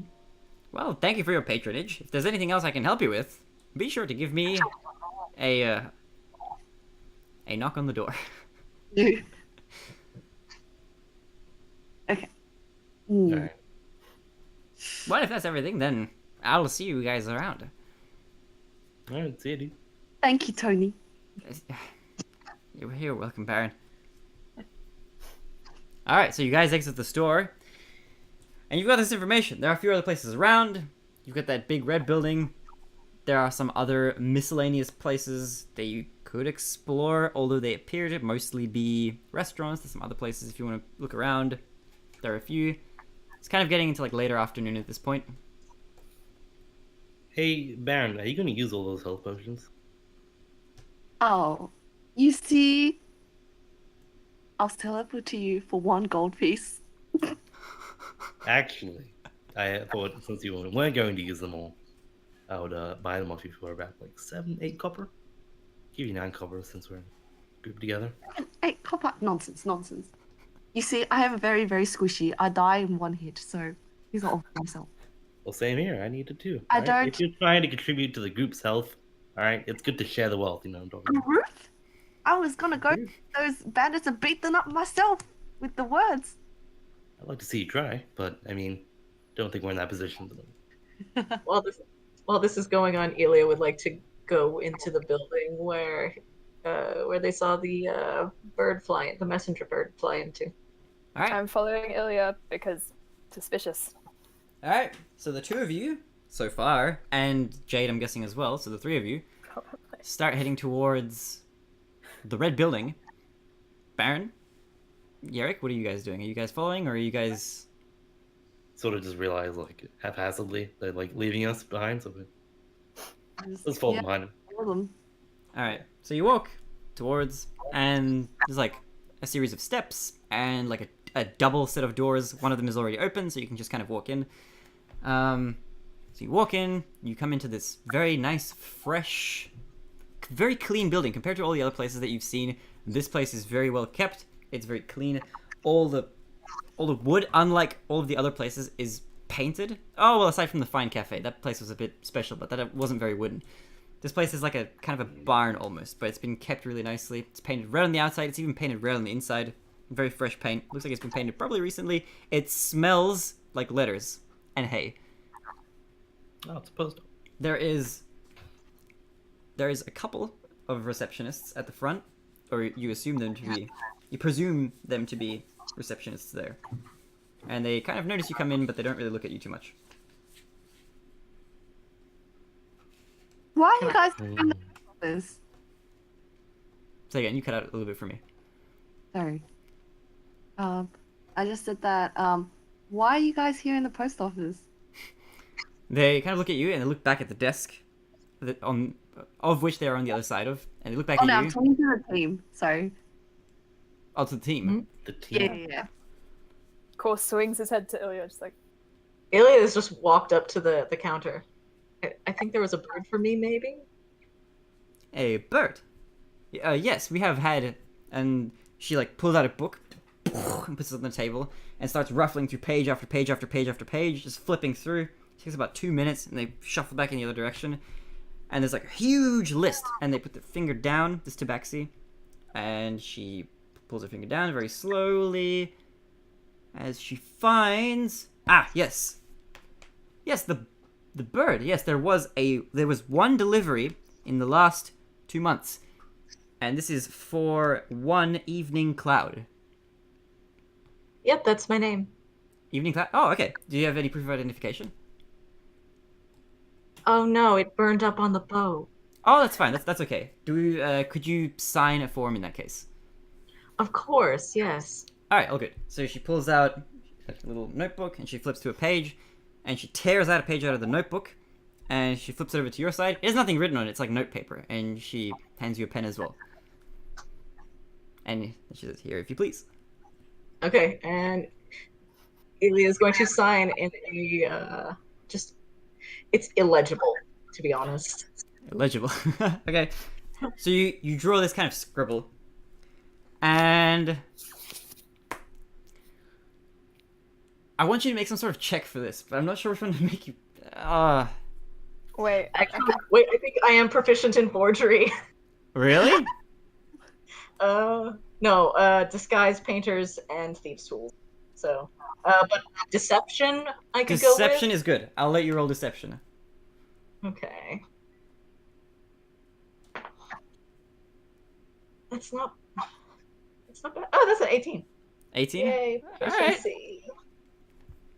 They take the signature, and she's hold on one moment, sir. I'll be right back. And she walks up to the back. The other receptionist looks very bored. She's just sitting there watching you guys, kind of with her face kind of being smushed against her paw, and her tail is kind of wagging in the back. Hi, how's it going? You looking new in town? Yeah. Sometimes. It's a good town. And then as soon as like this conversation has picked up any sort of ground, the other receptionist comes back, and she's comparing two pieces of paper. One looks a little bit more official, like a little laminated one, and she's comparing it with the little notepad. She's staring at it. And one is a very legible, very clean script that says Cloud. And the other one that you gave kind of looks like that too, but it's very scribbled, like very rushed. Yes. Sorry, I broke my hand recently, and just my signatures never looked the same since. Yes, that's quite alright. We have that happen sometimes. Yeah, okay. Good enough. Whatever. Here you go. This letter is for you. And she hands you a very official looking letter with a wax seal. Oh, thank you so much. No worries. Have a good day, mister. Let's open it. Ilia's gonna wait till we get outside, and then... Let's open it once we get outside. Yeah, Core's peering over Ilia's shoulder, really excited. Alright, so you guys walk out. You see that it's like typed up, it's not even written, like the front of the envelope where it would normally say who it's to. And it has an address, and it says, it's a very simple address. It just says the name of the tavern and for Hella or Toll. And underneath that, it says Evening Cloud, which you presume is probably Cloud's full name. Ilia's actually going to pass it to somebody else, because Ilia's like, I can't actually read this. My reading's not great either, in common. Yeah, I'll read it. Yeah. It is written in common, you can tell it's common. For those of you who can read. Yeah, I'll read it. Alright, so you get the message, well, you open it up, and I'm actually going to send you what it says. Okay. So that you can read it out as if your character is actually reading it. So give me 1 second to go to Messenger. I'm super prepared, I swear. Oh, wait. Now everybody in the group just thinks that Ilia's name is Evening Cloud. Yeah, true, because Ilya hasn't mentioned his name yet. Yeah. Where are you? Quinny, you need to message me more. Scroll. There you are. Control V. Alright, this is what it says. Okay. Wait a sec. Okay. Oh. Evening Cloud? That's the barkeeper.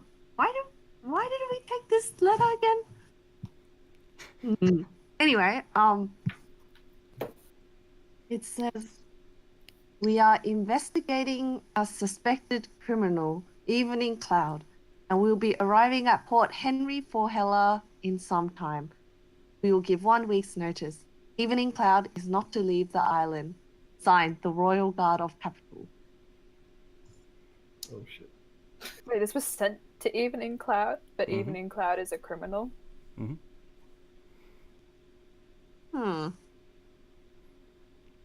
Oh boy. Suspected. He's in trouble.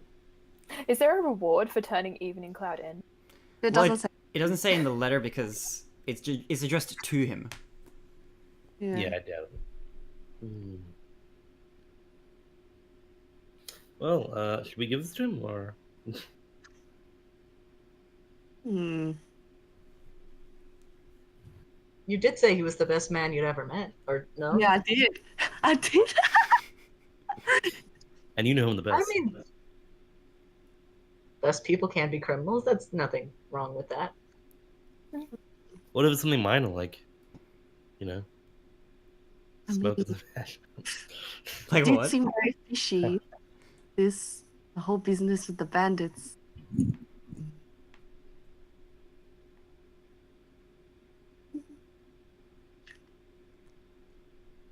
Let's go back to the tavern. All right. So you guys are headed back to the tavern. It's afternoon. The sun's kind of slowly setting. So you walk back to the tavern, and you walk into the tavern, and Evening Cloud, whose name you now know in full, isn't at the bar. There are some patrons there. Is he at the bar? Sorry. He's not at the bar, as far as you can see. Okay. So who's at the bar then? Oh, nobody at the moment. But his cloth is still there. Okay. Baron goes straight upstairs to go for Cloud. Okay. You go upstairs. There are a bunch of bedrooms on your sides. They're mostly all closed, if you want to go through them. Yeah, of course. Alright. All the ones that you try, aside from yours and Yerik's, are all locked. But I know which one he's in, right? Kind of. Shouldn't I know which one he's in? You don't really know either. As far as both of you know, having worked there, even you, Baron, who's worked there a long time, know that every time you've gone to the bar and you've seen Cloud there, he's always been at the bar, pretty much. And when he's not at the bar, he's probably doing something else in the bar. In the tavern, sorry. But you've never seen him go upstairs to a bedroom, ever. You've never seen him come down either. He usually doesn't go upstairs. And Yerik as well, even when you've gotten up in the morning and you've gone to start your shift, he's usually been already there at the bar working. And when you finish your shift and you get ready to wrap up, every time you've gone back, he's always been working late into the evening, cleaning dishes and stuff, even after the bar's been closed. There's no one attending the bar counter at the moment, or who's that? Not right now. So Shout out, Cloud. Where are you? You don't hear a response? Hmm. You hear some kind of shuffling and stuff underneath where you're standing. Like some boxes being moved or something. Oh, I go downstairs. Alright, you go back downstairs. You hear the shuffling still, but it's quite a lot louder now. And it's coming from the storeroom, which is located directly to the side of the bar. I'm like, I think he's in there. The rest of them. Let's go. So there's two doors to this storeroom. There's a storeroom door, like facing outward into the bar, and there's a door facing into like the bar section. So it's like one out into the tavern and one like just into the bar area. The one into the bar area is open. Oh. Should we cover someone one side and someone the other? I think if it's a storm, we don't want too many people inside. I think we should just have Baron go get him and bring him out.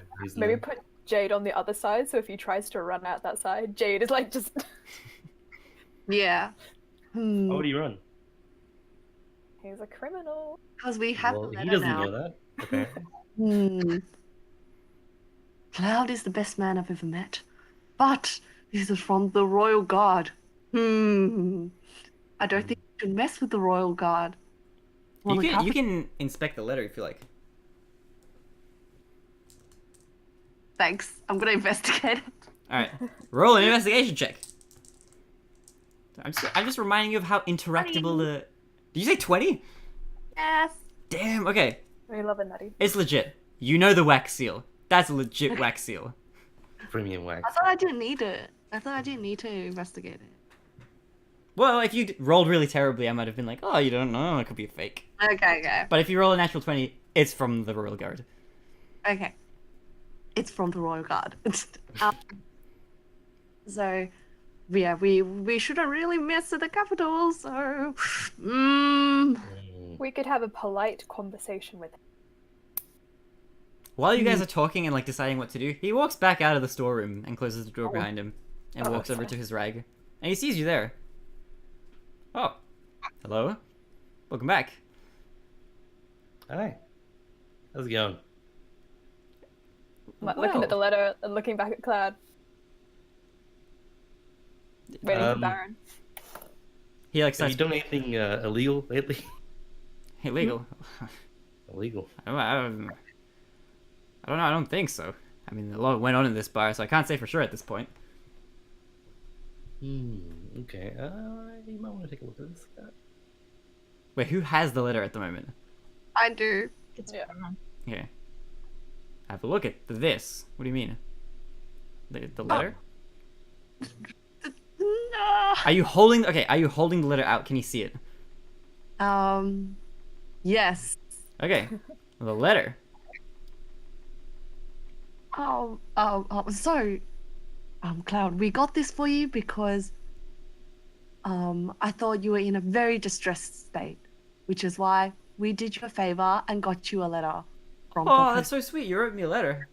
Wow, No, wow. Nobody's done got that for you me the ever. letter, but Oh. I think it's a prank. He looks a bit dejected as he realizes that you didn't write him a nice letter. No, this was from I think someone wrote you a prank letter. Prank Please letter. don't- Who would have written a prank letter? Oh, dude, you know how the little rascals are around here. Ha!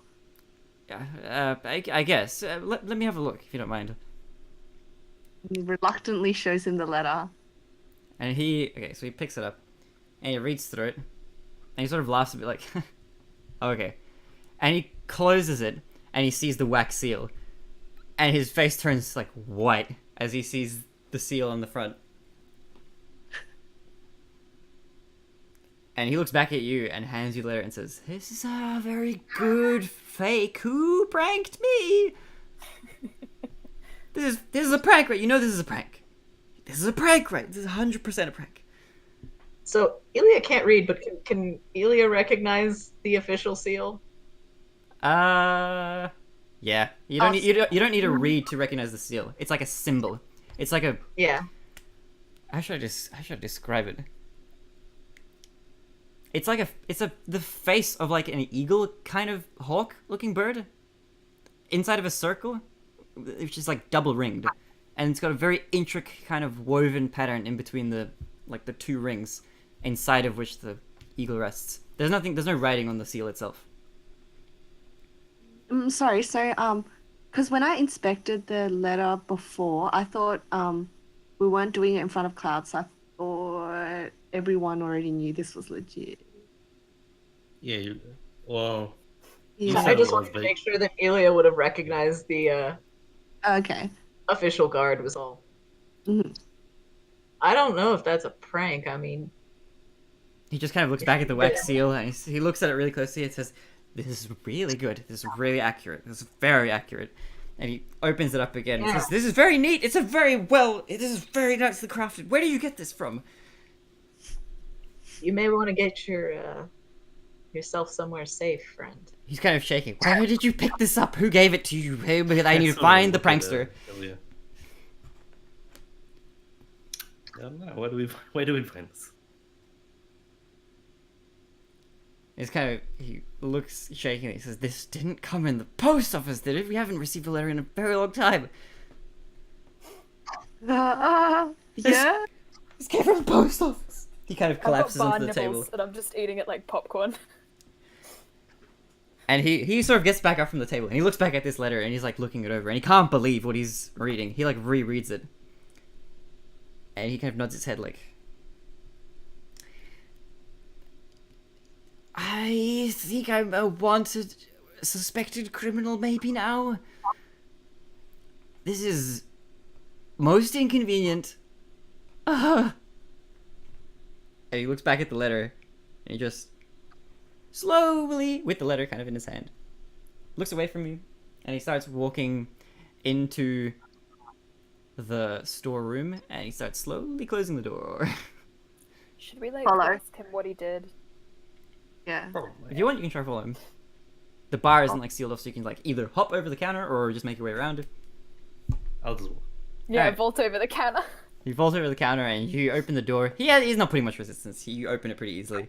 And he sees you come in and he just sits down. Ugh. Yes, what do you want? And he looks I back up slide at in you. next to him, put an arm around him, and turn him into him. Oh my god. He looks at you like befuzzled. He's never seen this happen before. How did you... Did you frame me? And he freaks out. He starts like hyperventilating. "What did you do?" Well, I really don't think this is the time to be messing around with him, right? Yeah, fair enough. Okay. Core changes back. Okay. What did you do? What did you do? Please don't tell me you did something transformed as me. We didn't do anything, okay? We're as confused as you are. Okay. Okay. Oof. The royal... Okay. Oof. Oh, boy. The royal messenger pigeons are very in fast. this room? Say again? Is there alcohol in this room? Oh, yeah, this is where all the alcohol is kept. But it's in boxes. Yeah. Oh, okay. I mean, you can... Can I open up a box and just pull out a bottle and just kind of pour? Do the right in front of his face. Give it to him. Give it to him. Yeah, that's exactly what Ilya was doing. He was pouring a glass and just passing it to him. Drink all you can. As you pass him the glass, he reaches for the bottle in your other hand and takes a huge whiff of the bottle. And then hands you the bottle back. And then Ilya passes him the cup anyway. And then he holds the cup. He nods, like, politely. Says, thank you. Well, okay, this is most certainly bad news. The messenger pigeons that the Royal Guard sends are incredibly fast. Did you happen to catch a glimpse of this messenger pigeon? Yeah, Was it fast? very. He kind of like looks. He kind of puts his head into his arms. Okay, this is legitimate. Only the Royal Guard have those. Oh boy. Oh. Okay. What do you want to know? Because I don't know anything. Cloud, you're a well-respected man around town, aren't you? What would you think, if anything, would you have to do with this? He looks at it, and he looks back, and he thinks, I have never been to Capital. I don't know what the Royal Guard would want with me here, for hell or at all. We're quite a way away from Capital. I'm sure Captain Featherbeard would know. He's resting upstairs. True.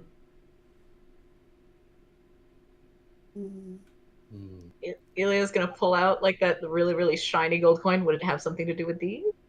He looks at the minted one. Yeah. He looks at them and he grabs it for a minute and he inspects it.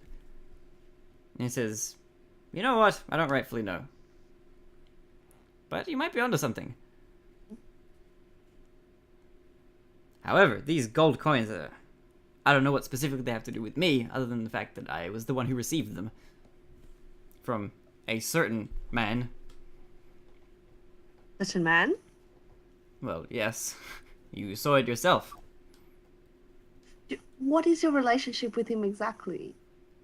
The hooded figure? Yeah. I don't know.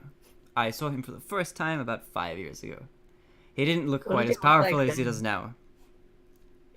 I don't know what it is that he's been doing here on this island. He appeared one day out of nowhere, and he was dressed similarly.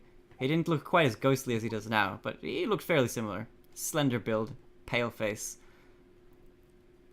But now, I haven't seen him in about 2 years, and in that time, he's become very different. He was always the same. He was very mysterious, and he came in for the first time after there was a murder here, 5 years ago. And he did as you saw. He collected the bodies. With a few goblin henchmen. There were maybe 5 of them with him, but only 1 dead body. Do you know if anyone else has received these coins? I Or know. is it just you? As far as I know, nobody else even really knows much about the man. Every time he's appeared, which has only been a rare occurrence, maybe 3 or 4 times. I think about 4 times he's appeared in the last 5 years. And in those instances, there haven't been many patrons in the bar.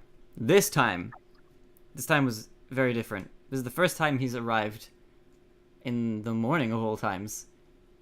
And this is the most that anybody's ever seen of him in person.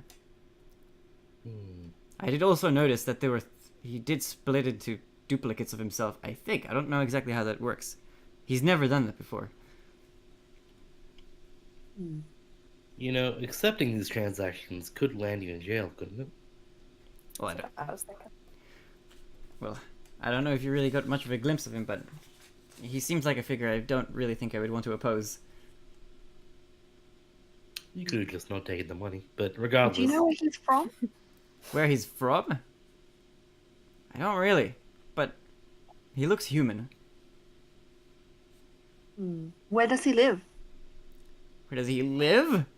He starts like panicking a bit.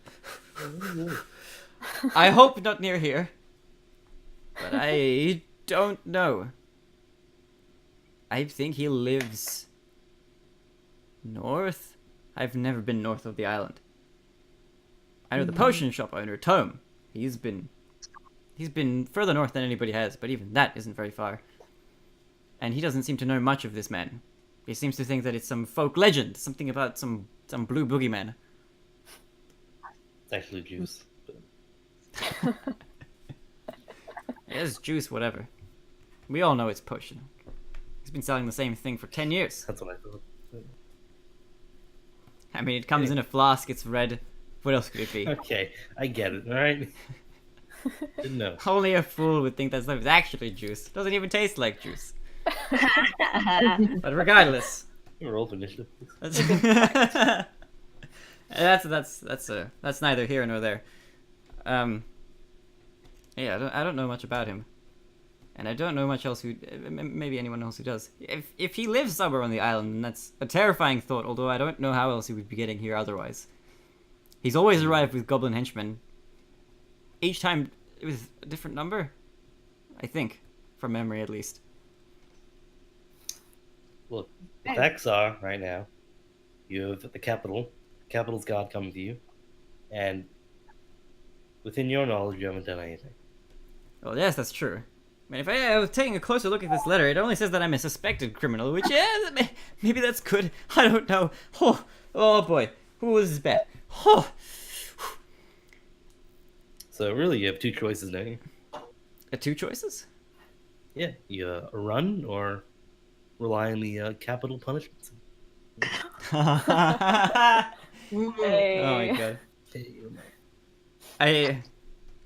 As much as I would love to run, this just states that I can't leave the atoll, and I don't really have any way of leaving it. Yeah. You could come up north with us. Oh no. No. I am not coming north with you. That is where the bandits live. Have you ever tried talking to him? Just, asking about him? To the What do you know? bandit? I have talked to the bandits before, but not very much. Talk to the guy. Big guy. Oh, the scary fella.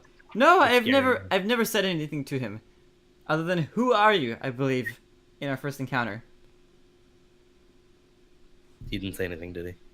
He did respond. He did. Yes, he did. He did. The one time. And I haven't What really did talked he to him much since. What did he say? He said he was a threat. Oh, okay. That's... Oh, okay. Maybe you shouldn't go north. That's so friendly. Somewhat, yeah. It's very... To be honest, it's very overly melodramatic, to be frank. But, he's not here, so we can say that now. Oh boy, I'm screwed. Okay, so. What is it that you adventurers are planning on doing? You're not planning on seeking out this man, are you? Why, of course I am. I Probably. protect the honor of this tavern. Baron, I admire your gusto, but I assure you that following him is a death wish. Oh. That being said, who knows? Maybe you have it in you. Nobody's ever been brave enough to stand up to the bandits, at least. Not until now. And he looks at all of you guys. So what is it exactly that you're after? I think when you said death wish and brave enough to die, Core just slowly noped down and started pouring himself another drink. He's getting the impression that you kind of want to just go out and attack this dude. So Yeah. he's like, adios amigos, basically. If that's At the very least, ask him what he's doing, yeah? the hooded one. Yeah. The Sit down the for a threat, conversation. and he makes like air quotations as he says that. Anything that can be solved with violence can be solved with words. There must be some way to find out I who this like man you. is.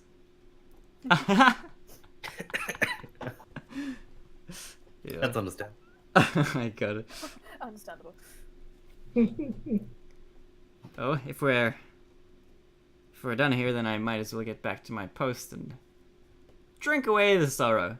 It has been one of the longest days of my life, and I am about ready to pass out from utter despair. Thank you for bringing this letter to my knowledge. Good luck, dude. Well, yes, thank you for the warm wishes. I hope it goes well. What have you done? It was so peaceful until you arrived. I'm sorry. No, we're a welcoming community. It's okay. Okay. All right, off with you. Out of the storeroom. I need to get myself together. I'll be back. I'll be out in a minute. Can Elia just very subtly pocket the that bottle? Yeah, sure. He's not paying attention. He's distracted. You don't even have to. You can just take it right in front of him, and he'll just be like, "Yeah, whatever." There's like stuff he's got to worry about, much more so than a couple bottles at this point. Yeah. I mean, Elia's doing subtle. So, you pocket the alcohol. You, I'm guessing, leave Cloud to stew. You know his full name now. That's kind of cool. Evening Cloud. Evening Cloud. Couldn't that just be like a greeting? Kind of. Tabaxi have weird names. Like the letter, like Evening Cloud. Yeah, Evening Cloud. This is his capital. We're coming for you. Yeah. So you collect yourselves. You reconvene in the tavern outside of the storeroom, pretty much. Is there? It's getting late now. There are bedrooms upstairs. The unlocked ones are the one that Yerrick stays in, and Baron's got a room as well. You can browse around the town more if you like, unless you have nothing else to do specifically. Up to you guys. So It's getting kind of into like later evening now. looking. Like, if you guys are willing to come with me to go, find these bandits, I want to move northeast as soon as possible.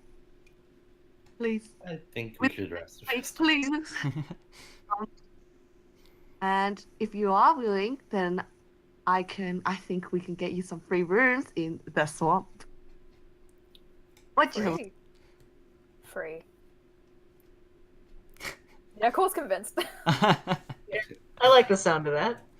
I mean, you get Baron's bedroom is big enough to house all of you if you wanted to bunk. Oh, You can bunk with Baron. I'll be.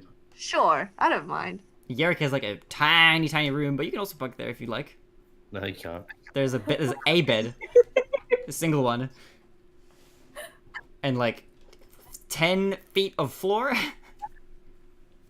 Otherwise, Baron's room is huge. So where do you guys Yeah, go? maybe Baron's room. Okay. All right, so I'm gonna say you guys make your way upstairs. The last few remaining patrons are kind of just drinking at the bar, while Cloud isn't there. He's probably moping in the storeroom. You can't really hear him, but that's what you presume is happening. So you guys will walk upstairs. Can I leave a martini with him? Aww. With Cloud? Yeah. Yeah, sure. Okay, I'm gonna say that, yeah, you can leave a martini either on the. I'm gonna say you can leave one on the bar for him, where his like rag is that he was using to wipe the I'm gonna leave glasses. sparkles around it. So Okay. it's very appealing. All right, so you've left the alcohol for him, and you guys head up to the second floor of the swamp. Amazing name. I love it. Good content. And Yerrick, do you want to go into Baron's room as well, or do you have your own that you'd rather stay in? I'll stay in my room. All right, Yerrick goes to his room with his janitor shit there. He didn't perform his evening shift this time around, so the tavern is kind of covered in blood. It's fine. Morning shift can take care of it. Alcohol everywhere. All good. Aces. You guys go to Baron's room. There are a number of big beds there.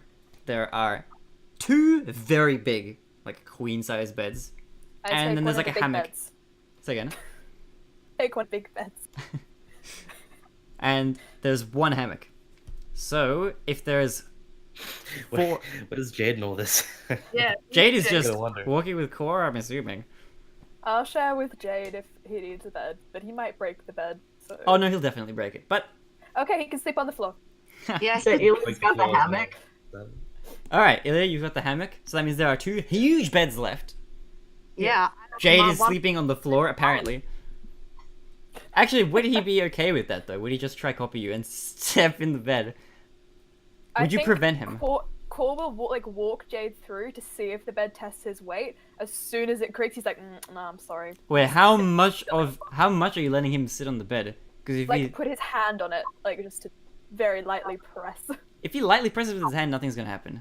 And just test it a little bit more and tiny bit more until the bed is just like nope, and then Core's just gonna be like. Okay, if he keeps pushing down, he'll start tilting over in the other direction as if he's gonna kind of fall over. If he's just pushing on the bed, then the bed's gonna push back. I don't think he can push through and break the bed. That would require like a crazy amount of strength. I mean, doing kind of like leaning on it. Push up, yeah. Like see how much weight until the bed's like no. Yeah, okay. Just a little bit of weight onto the bed, it would start creaking really loudly, like. Okay, Core's gonna be like, "I'm so sorry, Jade," and just gently sit him down and pat his head. Okay. I'm gonna say. Are you gonna tell Jade to sit on the ground, or? I take off my cloak and I get a spare shirt and I make a little pillow for him. I make it really comfy, as comfortable as possible. Yes. He looks at it and is confused at what this is. I give him the duvet from the bed because I feel bad. Okay. I'm gonna say Actually, that yeah. I was just gonna say that Ilya goes and lays down kind of next to Jade to set an example. Okay, yeah, if you do that, then Jade will copy Core you. jumps between Jade and Ilya. Alright, Jade jumps down with vigor, like Core did, next to Core, as Core did next to Ilya. The ground makes a loud cracking noise, but it doesn't break. Okay, I think that's enough. And I just want to make it clear that Ilya's not being fresh with Jade at this point. Ilya is just trying to actually be nice. Can I do a perception on that? You can. You can do an insight. You can do as much insight. Insight, okay. Make sure he's situated on top of a supporting beam or something. How's my insight? Oh, actually, my insight's okay. It's an 8. It was a 4. That's pretty good. It was a 4. I'm gonna say you kind of don't really know. Okay, I'm just looking at Ilya like, don't touch. This is personal space. Jade, personal space, and I'm gonna teach Jade what personal space is and text that to Emma. With an 8, I'm gonna say that Ilya's actions to you are very ambiguous at the current time. But alright, aside from that, you guys all get together, you go to your respective beds and bunks, and you're gonna slowly rest as you lay down. Everybody's gonna take one long rest, although that'll refresh spell slots for anybody who's used them. So I get my scalding hit points back. Yeah. Your tea that you smashed into on the table. Very, very dramatic. That was great. I loved it. That was amazing content. Quick question: Is there a cabinet or a closet in the room? Let me check the map. There is not. This is the only room without a closet. Okay, so there is the table though, yeah. Table? That Yeah, Ilya was there's sitting on one earlier? table. Okay, so probably in the middle of the night, Ilya would actually go to the table. Say again, you cut out a bit. Oh, I was gonna say, probably in the middle of the night, Ilya would get up from where he was on the floor next to Jade and just go and sleep underneath the table. Alright, I'm gonna say that's fine. You can still take the long rest, because fine. Yeah. So, all of you guys sleep in your respective areas. Some of you on beds, some of you on the... multiple of you on the floor. 2.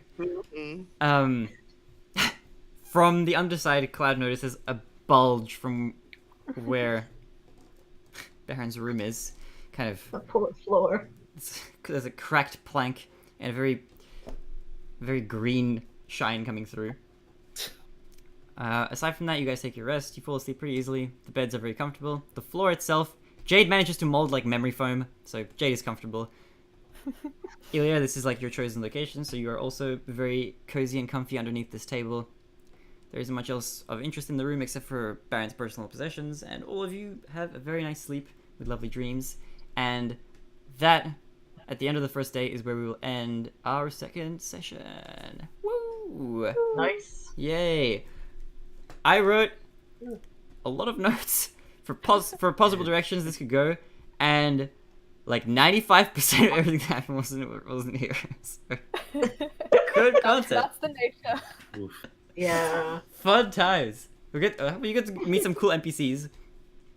Yes. Evening cloud. I'm amazed at the havoc you guys are like already wreaking. So this is good shit. You have to pull the chaos back sometimes. Just like, is this really gonna break Thomas? You need to be careful. I'll be okay. It'll be fine. I promise. Remember the time we broke Emma? That was great, and she almost rage quit. That was Emma can handle a lot, but that was That was 2 days of that, to be honest. So 2 straight days. Yeah, that was insane. That was like also. Yeah, that was heavily my fault as well, but. And we didn't even have the chaotic neutral character with us. I don't know how we managed that. It was quite intense. So, oh my god. Oh, then Neff became the character. Okay. Anyway, thank you very much for playing. We will reconvene in 2 weeks' time, and we will have not played for a month by then, so that's weird. Oh. It's kind of that's like the one downside. Like missing a session of this is a very long break, but. Okay. But as always, much love from Ian. Thank you very much for making time for this game. I really appreciate it. It's fun. Thank you so much for running it. It's awesome. Yeah. Good shit. Thank Thank you to everybody who watched on Twitch. There were a few of you. I saw you in the chat and stuff. Thank you. Thank you for the support. I'll put a teach as well. It'll be up at some point in like the next 1 hour within the hour and stuff. So cool. Okay. Awesome. All right. Take care, guys, and we'll be back in 2 weeks. Bye. See ya. Bye. Thanks. Bye.